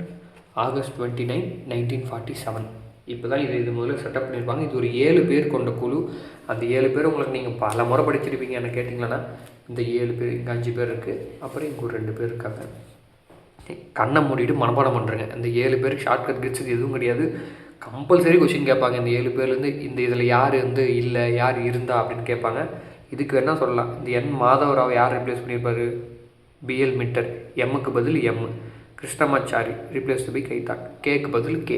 ஓகேவா, இந்த 7 பேர் யார் யாரெல்லாம் இருந்தாங்க அப்படின்னு நம்ம மனப்பாடம் பண்ணுறேங்க. இதுக்கு சேர்மன் அஃப்கோர்ஸ் உங்களுக்கு தெரியும், நம்ம அம்பேத்கர் ஐயா தான். ஃபஸ்ட்டு டிராஃப்ட்டு, அதாவது ரஃபாக ஒரு கான்ஸ்டியூஷன் ரெடி பண்ணி இதோட ஃபஸ்ட்டு டிராஃப்ட் எப்போ சப்மிட் பண்ணுறாங்க அப்படின்னா February 1948 சப்மிட் பண்ணுறாங்க. ஓகேவா, இந்த ஃபஸ்ட்டு டிராஃப்ட் இவங்களுக்கு ரெடி பண்ணுறதுக்கு 6 months, less than 6 months தான் ஆயிருக்கு. ஓகே, ரொம்ப லென்த்தில் எடுக்கல. ஃபைனல் டிராஃப்ட்டு மொத்தம் ஃபுல்லாக என்ஹான்ஸ் ஆகுது தான் 2 வருஷம் கிட்ட 2.5 வருஷம் கிட்ட ஆகிடுச்சே தவிர ஃபஸ்ட்டு டிராஃப்ட்டுக்கு ஒரு less than 6 months தான் ஆயிருக்கு. Second draft October 1948. இந்த ஃபஸ்ட்டு டிராஃப்ட்டை வெளியிட்டு மக்களுக்கு ஒரு 8 மாதம் டைம் கொடுத்துருப்பாங்க டிஸ்கஸ் பண்ணுறதுக்கு. இது என்ன இருக்குது ஏதுன்னு பார்த்து சொல்லுங்கள், பொதுமக்களுக்கு கொடுத்துருப்பாங்க. அதுக்கு செகண்ட் டிராஃப்ட் வந்திருக்கும். இது என்ன சொல்லுவாங்க, அரௌண்ட் 141 days மட்டும்தான் சிட் பண்ணியிருப்பாங்களாம். இங்கே இருக்குது பாருங்கள், in all it sat only for 141 days. அது என்ன ப்ரோ, மொத்தமே 141 நாள் தான் வேலை செஞ்சாங்கன்னா அப்படி கிடையாது. இந்த 7 பேர் கொண்ட குழு இருக்குல்ல, அதுக்கப்புறம் இவங்களை சப்போர்ட் பண்ணுற மெம்பர்ஸ்லாம் இருக்காங்களே, அவங்கெல்லாம் ஒன்றா உட்காந்து வேலை செஞ்சது, ஒரு குழுவாக கூடினது, இந்த கமிட்டியாக கூடினது 141 நாள் கூடியிருக்காங்க. கூடாத நாளில் வேலை செய்யலையா ப்ரோன்னா அப்படிலாம் கிடையாது. பேக்ரவுண்டில் வேலை நடந்துட்டு தான் இருக்கும். ஒன்றா உட்காந்து கூடினது 141 days அப்படின்னு சொல்கிறாங்க. ஓகே, இது செகண்ட் டிராஃப்ட். அடுத்து ஃபைனல் டிராஃப்ட். இதை தான் கான்ஸ்டியூஷன் அசம்பிளியில் அம்பேத்கர் வந்து சப்மிட் பண்ணியிருப்பார். என்னைக்கு அப்படின்னா November 4, 1948. இதுதான் ஃபஸ்ட்டு ரீடிங். ஓகேவா, அதாவது சப்மிட் பண்ணுறேன் ஃபஸ்ட்டு ரீடிங், இந்த மாதிரி நான் சப்மிட் பண்ணுறேன், இதுதான் ஃபைனல் டிராஃப்ட் அப்படின்னு சொல்லிட்டு. அடுத்து செகண்ட் ரீடிங் நடக்குது. அது என்னைக்கு, November 15. இதுக்கிடையில் எலெக்ஷன்ஸ் நடந்திருக்கோம். November 15, 1948. ஓகே, இந்த செகண்ட் ரீடிங் தான் ஆக்சுவலாக என்ன ரீடிங் அப்படின்னா லைன் பை லைன் டிஸ்கஸ் பண்ணியிருப்பாங்க. இந்த இவர் டிராஃப்ட் பண்ண கான்ஸ்டியூஷனில் என்ன அமெண்ட்மெண்ட்ஸ் கொடுக்கலாம், என்ன சேஞ்சஸ், என்ன குறை, என்ன தப்பு, என்ன சரி அப்படின்றத இந்த செகண்ட் ரீடிங்கில் தான் லைன் பை லைன் வந்து டிஸ்கஷன் பண்ணியிருப்பாங்க. அப்படி டிஸ்கஷன் பண்ணுற நேரத்தில் மொத்தம் எவ்வளோ அமெண்ட்மெண்ட்ஸ் ப்ரப்போஸ் பண்ணாங்க அப்படின்னா 7653 அமெண்ட்மெண்ட்ஸ் ப்ரப்போஸ் பண்ணியிருப்பாங்க. ஆனால் ஆக்சுவலாக எவ்வளோ டிஸ்கஸ் பண்ணாங்க அப்படின்னா 2473. இது புக்கிலே இருக்கும், நல்லா ஞாபகம் வச்சுக்கோங்க. டிஸ்கஸ்டு இவ்வளோ அமெண்ட்மெண்ட்ஸ் டிஸ்கஸ் பண்ணி அமெண்ட் பண்ணியிருப்பாங்க. 7653 ப்ரப்போஸ் பண்ணியிருந்தாலும் 2473 தான் அக்செப்ட் பண்ணியிருப்பாங்க. ஓகே, இது செகண்ட் செஷன் இங்கே முடிஞ்சிச்சு. தேர்ட் ரீடிங் எப்போது? நவம்பர் 14, 1949. பாருங்கள், அடுத்த வருஷமாக வந்துச்சு. அப்படின்னா செகண்ட் ரீடிங் எவ்வளோ நாள் நடந்திருக்கோம்? செகண்ட் ரீடிங் டைம் பாருங்கள், நவம்பர் 15 to 1948 அக்டோபர் 17, 1949. கிட்டத்தட்ட ஒரு வருஷமாக டிஸ்கஸ் பண்ணி 2473 அமெண்ட்மெண்ட்ஸ் கொடுத்து தேர்ட் ரீடிங்னா ஒன்றுங்கள ஒரு ஃபார்மலான ஸ்டேட்மெண்ட் சொல்லுவாங்க. இதை இங்கே கொடுத்துட்டு பாருங்க, the constitution as settled by the assembly be passed. இது யார் சொன்னது? நம்ம அம்பேத்கர் சொல்லியிருப்பார். இதுதான் தேர்ட் ரீடிங், ஃபைனல் ரீடிங். இது முடிஞ்சதுக்கு அப்புறம் அங்கேருந்து நவம்பர் 26 49 பாஸு இந்த கான்ஸ்டியூஷனை பாஸ் பண்ணுறாங்க. எங்கள் கான்ஸ்டியூஷன் அசம்பிளியில் இந்த நாள் தான் என்னென்னு கொண்டுவோம், கான்ஸ்டியூஷன் டே அப்படின்னு கொண்டாடுறோம். இது எத்தனை பேர் சைன் பண்ணாங்க ஒரு சில டெஸ்ட் பேச்சஸில் கேட்பாங்க. ஆல்ரெடி சொன்னால் கான்ஸ்டியூஷன் எப்போ எத்தனை பேர் இருந்தாங்க? இப்போ 299 தான் இருக்காங்க. இந்த 299ல் 284 தான் சைன் பண்ணியிருப்பாங்க. ஓகேவா? ஏன் ப்ரோ இது பேர்லாம் விருப்பம் இல்லையான்னு கேட்டால் இல்லை, அப்படிலாம் இல்லை.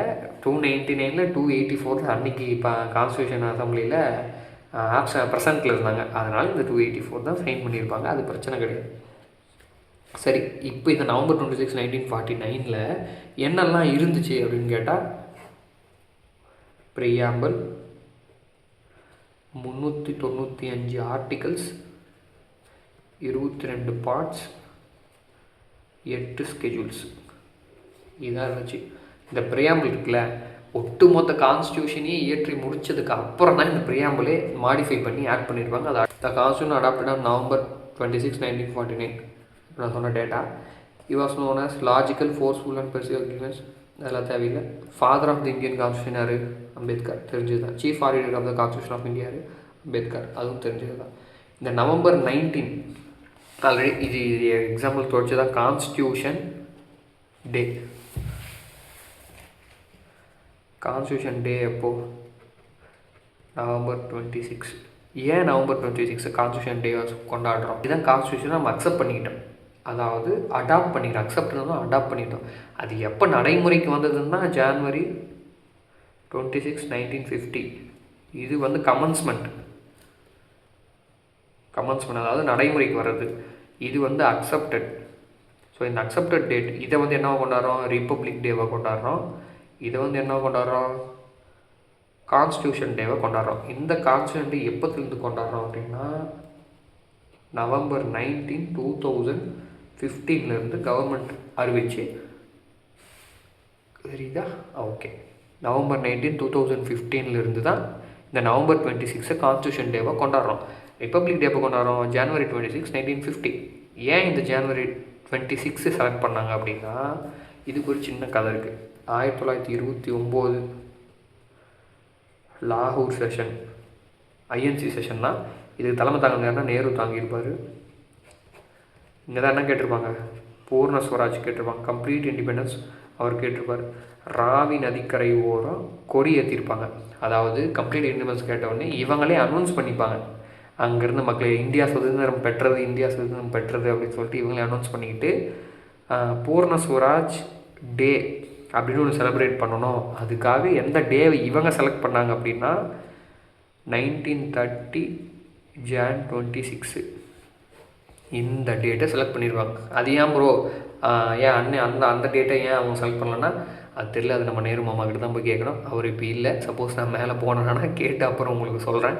ஆனால் இவங்க செலக்ட் பண்ண டேட் தான் இந்த பூர்ண ஸ்வராஜ் டே 1930 Jan 26 இந்த டேட்டை செலக்ட் பண்ணாங்க.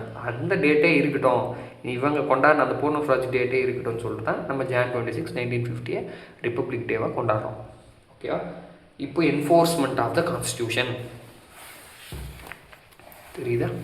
ஓகே, இதுக்கு ஒன்றும் இந்த நான் சொன்ன கதை வந்து உங்களுக்கு இங்கே இருக்கும். Jan 26 ஏன் ஸ்பெசிஃபிக்காக கொண்டாடுறோம் அப்படின்ட்டு. ஓகே, இப்போ இந்த என்ன தான் நம்ம கான்ஸ்டியூஷனை January 26 1950 அடாப்ட் பண்ணியிருந்தாலுமே ஒரு சில முக்கியமான ப்ரொவிஷன்ஸ்லாம் November 26 நடைமுறைக்கு வந்திருக்கோம். இதுவும் கம்பல்சரி. இந்த ஆர்டிகல்ஸை நீங்கள் மனப்பாடம் பண்ணியாகணும், வேறு வழியே கிடையாது. ஆட் ஒன் அவுட்டில் கண்டிப்பாக கேட்பாங்க. இங்கே இருக்குல்ல 5 to 9 60 324 இந்த ஆர்டிகல்ஸ் எல்லாமே November 26 உங்களுக்கு வந்து நடைமுறைக்கு வந்திருக்கும். ஆர்டிகல்ஸ்லாம் நான் அப்படியே உங்களுக்கு ஓரலாக சொல்கிறேன், ஒரு முறை லிசன் பண்ணிக்கோங்க. அதுக்கப்புறம் நீங்கள் பின்னாடி நம்ம படிக்கிறப்ப பார்த்துக்கலாம். Article 5 citizenship of the commencement of the constitution. அதாவது ஒரு கான்ஸ்டியூஷன் கமன்ஸ்மெண்ட் ஆகுதுன்னு இப்போ அடாப்ட் பண்ணிக்கிட்டோம்ல, அன்னையிலேருந்து November 26 யாரெல்லாம் இந்திய குடிமகன்கள் அப்படின்னு சொல்கிற ஆர்டிக்கல் இது.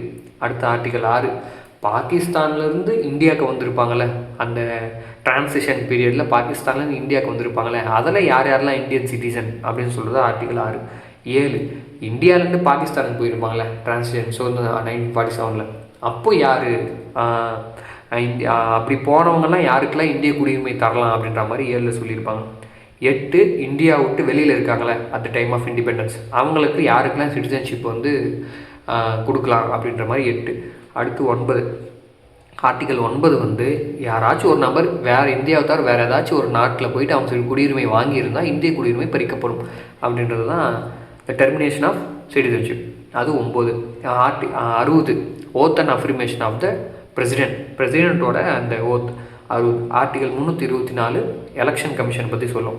366 அதாவது 366 வந்து இப்போது நம்ம கான்ஸ்டியூஷனில் சொல்லப்பட்ட ஒரு சில வார்த்தைகளுக்கு அர்த்தத்தை சொல்லியிருப்பாங்க. அதாவது டெஃபினேஷன் ஆஃப் டேர்ம்ஸ்னு சொல்லுவாங்க 366 ஆர்டிக்கல். எக்ஸாம்பிள் சொல்லணுன்னா ஷெட்யூல்டு கேஸ்ட்னா யார், ஷெட்யூல்டு ட்ரைப்னா யார், டேக்ஸ்னா என்ன, கூட்ஸ்னா என்ன, அக்ரிகல்ச்சரல் இன்கம்னா என்ன, இதுக்கெல்லாம் என்ன டெஃபினேஷன் அப்படின்னு சொல்லிட்டு தெளிவாக 366 சொல்லியிருப்பாங்க. அதுக்கடுத்து 367 இது வந்து பெருசாக நம்ம எங்கேயும் படிக்க மாட்டோம் இந்த ஆர்டிகல்ஸை. இன்டர்பிரிட்டேஷன் ஆஃப் த வேர்ட்ஸ், அதாவது நம்ம கான்ஸ்டியூஷனில் குறிப்பிட்டுள்ள வார்த்தையை எப்படிலாம் எங்கெல்லாம் யூஸ் பண்ணணும், எப்படிலாம் இன்டர்ப்ட் இன்டர்பிரிட்டேஷன் எப்படிலாம் யூஸ் பண்ணணும் அப்படின்ற மாதிரி சொல்லியிருப்பாங்க.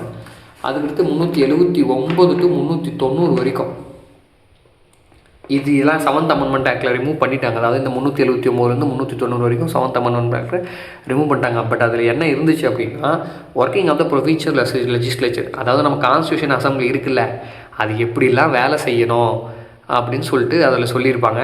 இப்போ நமக்கு தான் எலெக்ஷன்ஸ் வந்ததுக்கப்புறம் ப்ரொவின்ஷியல் லெஜிஸ்லேச்சர் தேவைப்படலை, நமக்கு பார்லிமெண்ட் இருக்குல்ல, அதனால் அதை ரிமூவ் பண்ணிட்டோம். அடுத்து 391 president power to amend first and 4th schedule. First ஷெட்யூலையும் யூனியன் அட்மினிஸ்ட்ரேட்டிவ், 4th ஷெட்யூல் என்ன சீட் அலோகேஷன் ஆஃப் ராஜ்யசபா, இந்த ரெண்டுத்தையும் அமெண்ட் பண்ணுறதுக்கு பிரசிடெண்ட்டுக்கு பவர் இருக்குது, இதை சொல்கிறது. அதுக்கு 392 power of president to make orders to remove difficulty during transition. அதாவது பழைய British government act of India 1935 இப்போ நம்ம புதிய கான்ஸ்டியூஷனுக்கு மாற போகிறோம்ல, இந்த டிரான்சிஷன் நடக்கிறப்போ ஒரு சில டிஃபிகல்ட்டிஸ் ஃபேஸ் பண்ணால் அந்த டிஃபிகல்ட்டிஸை சரி பண்ணுறதுக்காக ஒரு சில ஆர்டர்ஸ் வந்து பிரசிடென்ட் போடலாம் அப்படின்றதுக்காக 392.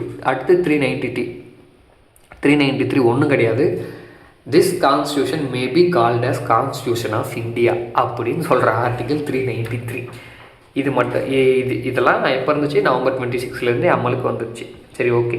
இந்த experts committee of the Congress, இது பெருசாக எங்கேயும் கேட்டது கிடையாது. இது புதுசாக இந்த 7 and 8 புக்கில் தான் இது ஆட் பண்ணியிருக்காங்க. 5th 6th எடிஷனில் இது இருந்துச்சான்னு எனக்கு தெரியல. 5th எடிஷனில் இது கிடையாது என் பழைய புக்கில். 6th மேபி ஆட் பண்ணியிருப்பாங்கன்னு நினைக்கிறேன். July 8 1946 எங்கே இது என்ன நடந்துகிட்ருக்கு, இந்த கான்ஸ்டியூஷன் அசம்பிளி எலெக்ஷன்ஸ் நடந்துகிட்ருக்கு.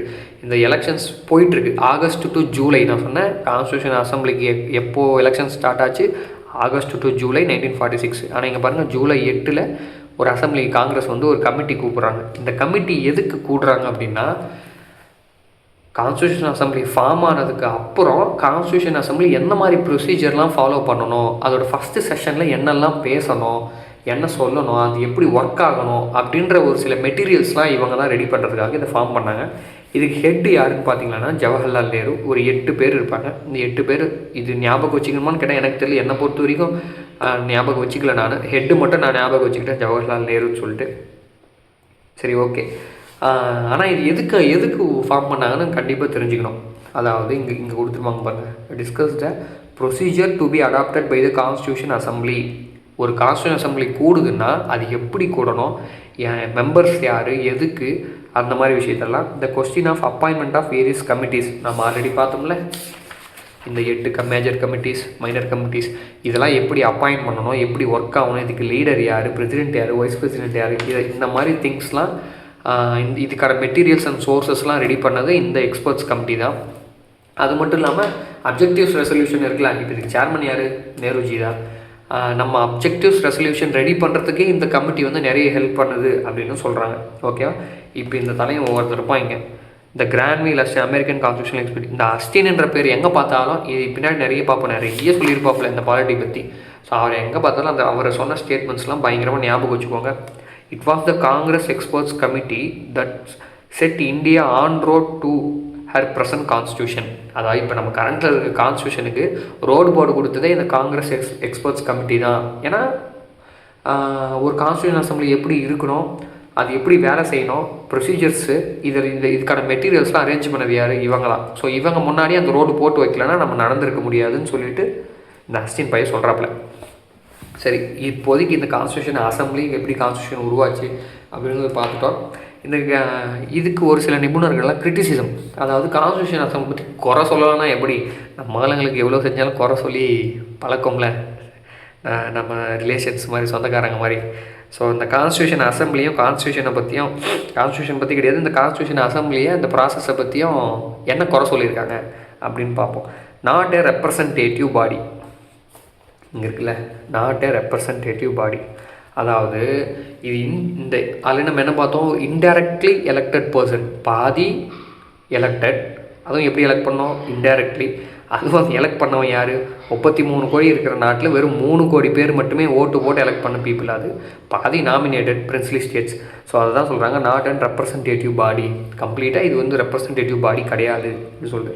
நாட் அ சோவர்ஜின் பாடி அப்படின்னு சொல்லி இது நம்ம யோசிக்க வேண்டிய விஷயம் தான். ஏன்னா நம்ம முன்னாடியே பார்த்தோம், இதுக்கு பார்லிமெண்ட்ரி பவர்ஸ் கொடுத்துருந்தாங்க, அப்ரகேட்டரி பவர்ஸ் கொடுத்துருந்தாங்க, பிரிட்டிஷ் போட்டு எந்த லாவையும் நீங்கள் உடச்சிருந்துடலாம் அப்படின்னு சொல்லியிருந்தாங்க. இப்படி சொல்லி இதை வந்து ஒரு சோவர்ஜின் பாடி, ஒரு சக்தி வாய்ந்த அமைப்பு இல்லைன்னு சொல்கிறது எனக்கு சரியாக படல. பட் ஏன் அப்படி இவங்க ஏன் கன்சிடர் பண்ணுறாங்க அப்படின்னா, பிரிட்டிஷோட ப்ரொப்போசல்னால தான் இந்த கான்ஸ்டியூஷன் அசம்பிளியே கூடுச்சுன்னு சொல்கிறாங்க. பட் நான் இந்த செகண்ட் பாயிண்டில் கான்ட்ரடிக்ட் ஆகிறேன். ஏன்னா நம்ம தான் ஆரம்பத்துலேருந்து பிரிட்டிஷ்கிட்ட கேட்டுகிட்டு இருந்தோம், எங்களுக்கு கான்ஸ்டியூஷன் அசம்பிளி வேணும், எனக்கு கான்ஸ்டியூஷன் அசம்பிளி வேணும்னு சொல்லிட்டு. அவனாக வந்து தம்பி உனக்கு கான்ஸ்டியூஷன் அசம்பிளி வேணும் இருந்தால் க்ரியேட் பண்ணிக்கணும்லாம் சொல்லுவேன். நான் கேட்டு அதுக்கு போராடி அதுக்கப்புறம் தான் அவன் சரின்னு சொன்னான். ஸோ நம்ம லீகலாக போராடினதுனால இப்படி சொல்கிறாங்கன்னு நான் நினைக்கிறேன். அதே மாதிரி இது சொல்ல கடைசி பாயிண்ட் சொல்லியிருக்காங்க பாருங்கள். Its sessions with the permission of the British government. அதோட செஷன்ஸ்லாம் பிரிட்டிஷ் கவர்மெண்ட்கிட்ட பர்மிஷன் வாங்கி தான் இருந்தாங்க. அஃப்கோர்ஸ் பர்மிஷன் கேட்டு தான் ஆகணும், ஏன்னா அப்போ தான் அவங்க தானே ஆட்சியில் இருந்தாங்க. நம்ம காந்தி வழியை நோக்கி போக ஆரம்பிச்சிட்டோம்ல, அப்போ லீகலாக தான் போயிட்டுருந்தோம். அதுவும் அம்பேத்கர் வழியை ஃபாலோ பண்ணோம், அவரும் லீகலாக தான் கொண்டு போனார். Time consuming. ஆமாம், கிட்டத்தட்ட 2 வருஷம் 11 மாதம் 3 வருஷம் கிட்டத்தட்ட ஆயிடுச்சுன்னா பெரிய டைம் கன்சியூமிங் ப்ராசஸ் தான். ஆனால் நீங்கள் இது இவ்வளோ தூரம் பார்த்துருக்கீங்க வீடியோனா, இப்போ நீங்கள் சொல்லுங்கள், இவ்வளோ டைம் எடுத்து இந்த விஷயத்தை செஞ்சது ஒர்த்துன்னு நீங்கள் நினைக்கிறீங்களா? நம்ம இந்தியன் கான்ஸ்டியூஷன் ஒர்த்துன்னு நினைக்கிறீங்களா? இல்லை ப்ரோ, இல்லை சிம்பிளாகவே பண்ணியிருக்கலாம், ரொம்ப எக்கச்சக்கமாக இருக்குது, இவ்வளோலாம் தேவையா, நம்ம சிம்பிளாக இருந்துருக்கலாம் அப்படின்னு நீங்கள் நினைக்கிறேன்னா கமெண்ட்டில் சொல்லுங்கள். ஸோ ஆமாம், இதுக்கு ஒருத்தர் சூப்பராக கமெண்ட் பண்ணியிருப்பாங்க, எனக்கு டிராஃப்டிங் கமிட்டின்னு அடிக்கடிக்கு வராது, இந்த பேரை படிச்சதுமே எனக்கு ட்ரிஃப்டிங் கமிட்டின்னு தான் வரும். இந்த நசருதீன் அகமத் அப்படி என்ன பண்ணியிருப்பாரு, இவ்வளோ டைம் இழுத்துட்டாங்கல்ல, அதனால் இது டிராஃப்டிங் கமிட்டி கிடையாது, ட்ரிஃப்டிங் என்ன வலிக்கிட்டே போகிறது, அந்த கார்லாம் ட்ரிஃப்ட் பண்ணுவாங்க அந்த மாதிரி. ஸோ ட்ரிஃப்டிங் கமிட்டி அப்படின்னு கலாய்ச்சிருப்பார். அதுக்கு dominated by the Congress. Correct தான். இங்கே அஸ்டின் வந்து சொல்லியிருப்பாருங்க, the constitution assembly was one party body is an essential one party country, the assembly was the Congress and the Congress was India அப்படின்னு சொல்லியிருப்பார். ஆமாம், அப்போ எந்த கட்சியுமே சைடில் காங்கிரஸுக்கு ஆப்போசிட்டாக இருந்த ஒரு கட்சினா இப்போ உங்களுக்கு டக்குன்னு எது ஞாபகம் வரும், முஸ்லீம் லீக் தான் ஞாபகம் வரும். அவனும் வெளில போயிட்டான். ஸோ இப்போ என்ன கட்சி இருக்குது, அடுத்த 15 வருஷத்துக்கு ஒன்லி காங்கிரஸ் மட்டும்தான் இருப்பான். அதுதான் அவர் அப்படி சொல்லியிருப்பார், டாமினேட்டட் பை காங்கிரஸ். அடுத்து 5வது பாயிண்ட், லாயர் பொலிட்டிக்கல் டாமினேஷன். அதுவும் கரெக்டு தான். இந்த 5வது பாயிண்டில் என் வன்மத்தை நான் கொஞ்சம் கொட்டிக்கிறேன். இவங்க பாருங்கள், அந்த constitution assembly apart from the studies இதெல்லாம் நம்பினா தான் மார்க்குன்னு சொன்னாங்க, நம்மளும் நம்ப போகிறோம், அது வேறு விஷயம். பட் நம்ம லேட்டரலாக யோசித்தோம் அப்படின்னு பார்த்தீங்கன்னா, எல்லாருமே பேரிஸ்டர், எல்லாருமே லண்டனில் போயிட்டு படித்தவங்க, எலைட்லி இங்கிலீஷ் ஸ்பீக்கிங் பர்சன்ஸ், எல்லாருமே அவ்வளோ நாலேஜபிளான பர்சன். ஒரு பக்கம் நம்ம ஆளுங்க அப்படின்னு அவ்வளோ தூரம் போய் சக்ஸஸ்ஃபுல்லாக இருந்திருக்காங்க இந்தியன்ஸ் அப்படின்னு நம்ம நினச்சாலும், ஒரு சைடு வந்து நம்ம பாட்டனும் போட்டனும் அதுக்கு அவனுக்கு அப்போலாம் ஸ்கூல்லாம் என்னன்னே தெரியாத காலகட்டத்தில் அப்போவே இவங்க பேரிஸ்டர். அதுவும் எங்கே படித்தாங்க, லண்டனில் போய் படித்தாங்க. எப்படி அது எப்படி என் தாத்தாக்கு என் கொள்ளு தாத்தாக்கு என் போட்டனுக்கு கிடைக்காத வாய்ப்பு இவங்களுக்கு எப்படி கிடைச்சிது? ஸோ ஆஃப்கோர்ஸ் அங்கே டிஸ்கிரிமினேஷன்ஸ் எக்கச்சக்கமாக நிறைய வரும், இல்லைன்னு சொல்லலை. சரி, அதை விட்டுருங்க. சரி ப்ரோ, அதெல்லாம் அப்போ நடந்துச்சு ப்ரோ, இப்போ எதுக்கு ப்ரோ இப்போ உனக்கு வன்மம் வந்தால் என்ன, வரலன்னா இப்போ என்ன ப்ரோ ஆக போகுது, அதெல்லாம் பேசி இப்போ படித்து முன்னேற வேலையை பாரு ப்ரோ அப்படின்னா கரெக்டு தான் ப்ரோ, நான் இல்லைன்னு சொல்ல. ஆனால் இப்போ பாருங்கள், ஒரு குரூப் 4 வேலை வாங்கிட்டு இருக்கு, நம்ம முட்டி அதெல்லாம் மோதுறோம். ஆனால் அவனுங்க அப்போவே கலெக்டர் ப்ரோ. அதுதான் ஆச்சரியமாக இருக்குது. எவ்வளோ டிஸ்கிரிமினேஷன் இருந்திருக்கும் பாருங்களேன், இப்போ எவ்வளோ வாய்ப்பு மறுக்கப்பட்டிருக்கும் நமக்குலாம். சரி, ஓகே, ரைட்டாக வன்மத்தை கைகிட்ட மன்னிச்சிருங்க. Dominated by Hindus. கரெக்டு தான், மோஸ்ட்லி ஹிந்துஸ் தான் இருந்தாங்க, இல்லைன்னா சொல்ல முடியாது. முஸ்லீம் லீக் வெளில போயிட்டாங்க இப்போ ஒரு, அப்போ கொஞ்சம் பேர் இருந்தாங்க, ஃபுல்லாக இல்லைன்னு சொல்ல, பட் மோஸ்ட்லி ஹிந்துஸ் தான், அதில் எந்த மாற்று கருத்துமே கிடையாது. Lord viscount Simon called it is a body of Hindus. இது நாட் பண்ணிங்க. அதை விட வின்சென்ட் சர்ச்சில் இவர் ஒரு இம்பார்ட்டன்ட் பர்சன். ஸோ இது மார்க் பண்ணி வச்சுக்கோங்க. Only one major community in India, அதாவது constitution assembly represented only one major community in India. என்ன தான் இது வந்து ஹிந்துஸ் டாமினேட்டடாக இருந்தாலும் மைனாரிட்டிக்கு இங்கே சேஃப் கார்ட்ஸ் கொடுக்குறோமான்னா அஃப்கோர்ஸ் கான்ஸ்டியூஷனில் கொடுத்துருக்காங்க, நம்ம அப்ஜெக்டிவ்ஸ் ரெசல்யூஷன்லேயே பார்த்துருக்கோம். இருக்குது, சேஃப் கார்ட்ஸ் இருக்குது. அது நடைமுறையில் இருக்கா இல்லையான்றதெல்லாம் அப்பாற்பட்ட விஷயம். அது அரசியல், நம்ம அரசியல் பேச வரலைங்க. ஸோ கான்ஸ்டியூஷனில் இடம் இருக்குது. இது இல்லாமல் ஒரு சில விட்டு போன ஃபேக்ட்ஸ்லாம் பார்ப்போமா? அதுதான் கிட்டத்தட்ட முடிய போகுது கடைசி பேப்பர். ஸோ இந்த இது டெஸ்ட் பேச்சஸில் நிறைய கேட்பாங்க. இந்த இம்பார்ட்டன்ட் ஃபேக்ட்ஸ் 8 இருக்கா? ஆமாம், 8 பாயிண்ட்ஸ் டெஸ்ட் பேச்சஸில் நிறைய கேட்பாங்க. ஸோ மனப்பாடம் பண்ணிக்கோங்க. கான்ஸ்டியூஷன் அசம்பிளியோட சிம்பிள் இல்லைனா சீல் அப்படின்னு தான் சொல்லுவாங்கன்னா எலிஃபேண்ட்டை சொல்லியிருக்காங்க. அதுக்கடுத்து டிராஃப்டிங் கமிட்டியோட லீகல் அட்வைசர் யாருன்னா பிஎன் ராவ். இந்த பிஎன் ராவெல்லாம் இங்கே இல்லாத கொஷின் பேப்பரே இருக்காது. இந்த டாப்பிக்கில் எடுத்துட்டாலே இந்த கொஷின்ஸ்லாம் ரொம்ப இம்பார்ட்டன்ட். பிஎன் ராவ். அதோட செக்ரட்டரி, அதாவது டிராஃப்டிங் கமிட்டியோட செக்ரட்டரி யார்? HVR ஐயங்கார். அதுக்கடுத்து chief draft man of the constitution assembly இது யார்? SN முகர்ஜி. இதெல்லாம் அந்த போஸ்டிங்ஸு யார் அந்தந்த போஸ்டிங்கில் இருந்தாங்கன்னு சொல்லிட்டு. அதுக்கடுத்து இந்த ஒரிஜினல் கான்ஸ்டியூஷன் எதில் எழுதுனாங்க? இங்கிலீஷில் தான் எழுதுனாங்க. அது எழுதுனது யார் அப்படின்னா பிரேம் பிஹாரி நசருதீன் ரைதா. என்ன ஸ்டைலில் எழுதினார் அப்படின்னா ஃப்ளோயிங் இட்டாலிக் ஸ்டைல். ஓகேவா? அடுத்து எழுதி மட்டும் இல்லை, அதுக்கு சைடில் டெக்கரேஷன்ஸு, பேஜு, முன்னாடி கவரில் இருக்க அந்த டெக்கரேஷன்ஸு, இந்த டெக்கரேஷன்ஸ்லாம் யார் போட்டது அப்படின்னா சாந்தி நிகேதன் இன்க்ளூடிங் நந்தலால் போசன், பியோஹர் ராம்மோகனார் சின்ஹா. இவங்க 3 பேர். இது சாந்தி நிகேதன், இதை ஞாபகம் வச்சுக்கோங்க. பட் இது ரொம்ப இம்பார்ட்டன்ட், 5வது பாயிண்ட். அடுத்து ஹிந்தி டெக்ஸ்ட்டுக்கு இது பெருசாக ஒன்றும் இருக்காது, ஒரு ரீடு விட்டுக்கோங்க. அதில் கண்டெக்ஸ்ட்லாம் எதுவும் கிடையாது, நீங்கள் படித்தாலே புரிஞ்சிடும். அதுக்கடுத்து Hindi text of the constitution, அதாவது ஃபஸ்ட்டு ஒரிஜினலாக அந்த கான்ஸ்டியூஷன் வந்து இங்கிலீஷில் மட்டும்தான் இருந்துச்சு. Authoritative text of the constitution Hindi லாங்குவேஜ்னு இல்லை. அத்தாரிட்டேட்டிவ் டெக்ஸ்ட்னு என்ன? இப்போ கான்ஸ்டியூஷன் இருக்குது, எல்லா லாங்குவேஜஸ்லையும் இருக்குது. தமிழில் இருக்குது, மலையாளத்தில் இருக்குது, தெலுங்கில் இருக்குது. ஆனால் அத்தாரிட்டேட்டிவ்னா பவர்ஃபுல்லான டெக்ஸ்ட். முதல்ல எதில் எழுதுனாங்களோ அதுதான் அத்தாரிட்டேட்டிவ். அந்த அத்தாரிட்டேட்டிவ் டெக்ஸ்ட் இது இங்கிலீஷில் தான் இருந்துச்சு. ஆனால் இவங்க என்ன பண்ணாங்க, வடக்கன்ஸு 58வது கான்ஸ்டியூஷன் அமெண்ட்மெண்ட் 1987 ஹிந்திலையும் இருக்கணும் அப்படின்னு சொல்லிட்டு ஒரு சட்டத்தை போட்டிருப்பானுங்க. சரி, ஓகே, பரவாயில்ல அப்படின்னு சொல்லிட்டு இப்போ என்ன சொல்ல வருவாங்கன்னா, ஹிந்தியில் இருக்க கான்ஸ்டியூஷனும் சரி, இங்கிலீஷில் இருக்க கான்ஸ்டியூஷனும் சரி, ரெண்டுமே அத்தாரிட்டேட்டிவ் டெக்ஸ்ட்டு தான். இதில் அமெண்ட்மெண்ட்ஸ் பண்ணனாலும் சரி, இதுக்கு ஆர்டர்ஸ் போகிறது யாராக இருந்தாலும் யாருன்னா இருக்கலாம், பிரசிடெண்ட் தான். ஓகேவா? இதுதான் இந்த டிரான்ஸ்லேஷன்லாம் எப்படி பண்ணணும், கரெக்டாக பண்ணணும் அப்படி தான் இருக்கும். இதில் பெருசாக எந்த ஒரு டேட்டாஸும் இருக்காது. இந்த 58th கான்ஸ்டியூஷன் அமெண்ட்மெண்ட் ஆக்ட் மட்டும்தான், பார்ட் 22. ஸோ ஒரு முறை ரீடு விட்டுக்குங்க, அவ்வளோதான் முடிஞ்சிச்சு. இதில் இம்பார்ட்டன்ட் டேபிள்ஸ் பாருங்கள். இப்போ இந்த டேபிள் பார்த்தீங்கன்னா எலெக்ஷன் ரிசல்ட்ஸில் இண்டிபெண்டன்ட் கேண்டிடேட்ஸ் எத்தனை பேர் ஜெயிச்சிருக்காங்க? 8 பேர். நமக்கு 15 சீட் சொல்லியிருப்போம், அதர் பார்ட்டிஸ் ப்ளஸ் இண்டிபெண்டன்ட் கேண்டிடேட்ஸ்னு சொல்லிட்டு. ஸோ இண்டிபெண்டன்ட் கேண்டிடேட்ஸில் 8. ஓகேவா? அதுக்கடுத்து இங்கே பாருங்கள், உமன் மெம்பர்ஸ் நம்ம ஸ்கூல் புக்ஸ்லேயே இருக்கும், 15 பேர் சொல்லியிருப்போம். அந்த 15ல் ஒரு 3 பேர் மெட்ராஸ் ப்ராவின்ஸை சேர்ந்தவங்க. ஒன்று அம்மு சுவாமிநாதன், அதுக்கடுத்து 4வது 5வது யார்? தக்ஷயானி வேலாயுதன், இன்னொன்று ஜி துர்காபாய். அப்புறம் இங்கே பாருங்கள், விஜயலட்சுமி பண்டிட். இவங்க எங்கே இருந்திருக்காங்க? யுனைடெட் ப்ராவின்ஸ் ஜென்ரல் கேட்டகரியில் இருந்திருக்காங்க. இவங்க 3 பேருமே ஜென்ரல் தான், ஸோ பிரச்சனை இல்லை. சரி, இப்போ ப்ராவின்ஸ் வைஸாக அந்த 229 பேரில் ஓட்டு எவ்வளோ? மெட்ராஸ் எவ்வளோ? 49. இதெல்லாம் தேவையில்லை, இதெல்லாம் விட்டுருங்க. மெட்ராஸ் முக்கியமாக பார்த்து வச்சுக்கணும், 49. அடுத்து இந்த டேபிள்ஸ்லாம் பெருசாக இம்பார்ட்டன்ட் கிடையாது. இந்த டேபிள் இம்பார்ட்டன்ட். அதாவது அமெரிக்கன் கான்ஸ்டியூஷனை எத்தனை ஆர்டிகல்? 7 இருக்குது. ஒர்க்கிங் பீரியட் தேவையில்லை. டைம் டேக்கன் எவ்வளோ? Less then 4 months. Canada 147 articles இருக்குது, about 2 years and 6 months. Australia 128 articles இருக்குது, அபவுட் 9 years. பாருங்கப்பா, 9 வருஷம் எழுதிருக்கானுங்களாம். South Africa 153, 1 year. இது வந்து மேட்ச் த ஃபாலோவிங்கில் கேட்கலாம், படிச்சு வச்சுக்கோங்க. இந்த ஹிந்தி டெக்ஸ்ட் ரிலேட்டடான ஆர்டிகல்ஸ் இது. இந்த ஆர்டிகல்ஸ்லாம் நம்ம தனியாக செஷன்ஸில் பார்த்துப்போம், பிரச்சனை இல்லை. இப்போ இந்த இதில் ஆர்டிகல்ஸ் எதுவும் இருக்காது. அவ்வளோதான் ஃபஸ்ட் சாப்டர். உங்களுக்கு ஏதாச்சும் புரியல அப்படின்னா கமெண்ட்ஸில் சொல்லுங்கள், இது சரியில்லை ப்ரோ, அது சரியில்லை ப்ரோ, இல்லை ஏதாச்சும் டேட்டாஸ் மேக்ஸிமம் எல்லாம் கரெக்டாக தான் சொல்லியிருக்கேன். ஏதாச்சும் தப்பு இருந்தாலும் சொல்லுங்கள். உங்களுக்கு வேறு ஏதாச்சும் சேஞ்சஸ் பண்ணணும், வீடியோஸில் வேறு மாதிரி வீடியோஸ் உங்களுக்கு வேணும் அப்படின்னா உங்களோட சஜஷன்ஸையும் வீடியோஸில் சொல்லுங்கள். மறக்காமல் வீடியோஸை வந்து சப்ஸ்கிரைப் பண்ணிக்கோங்க. இப்போ உங்கள் படிக்கிறதுக்கு எப்படி ஒரு 2 to 3 days எடுத்துக்கோங்க. ஒரு 3-4 daysக்கு அப்புறம் இன்னொரு வீடியோ வரும். சின்ன டாபிக்ஸ் தான் இருக்குது அப்படின்னா 2-3 டாபிக் சேர்த்து போட்டுருவோம்.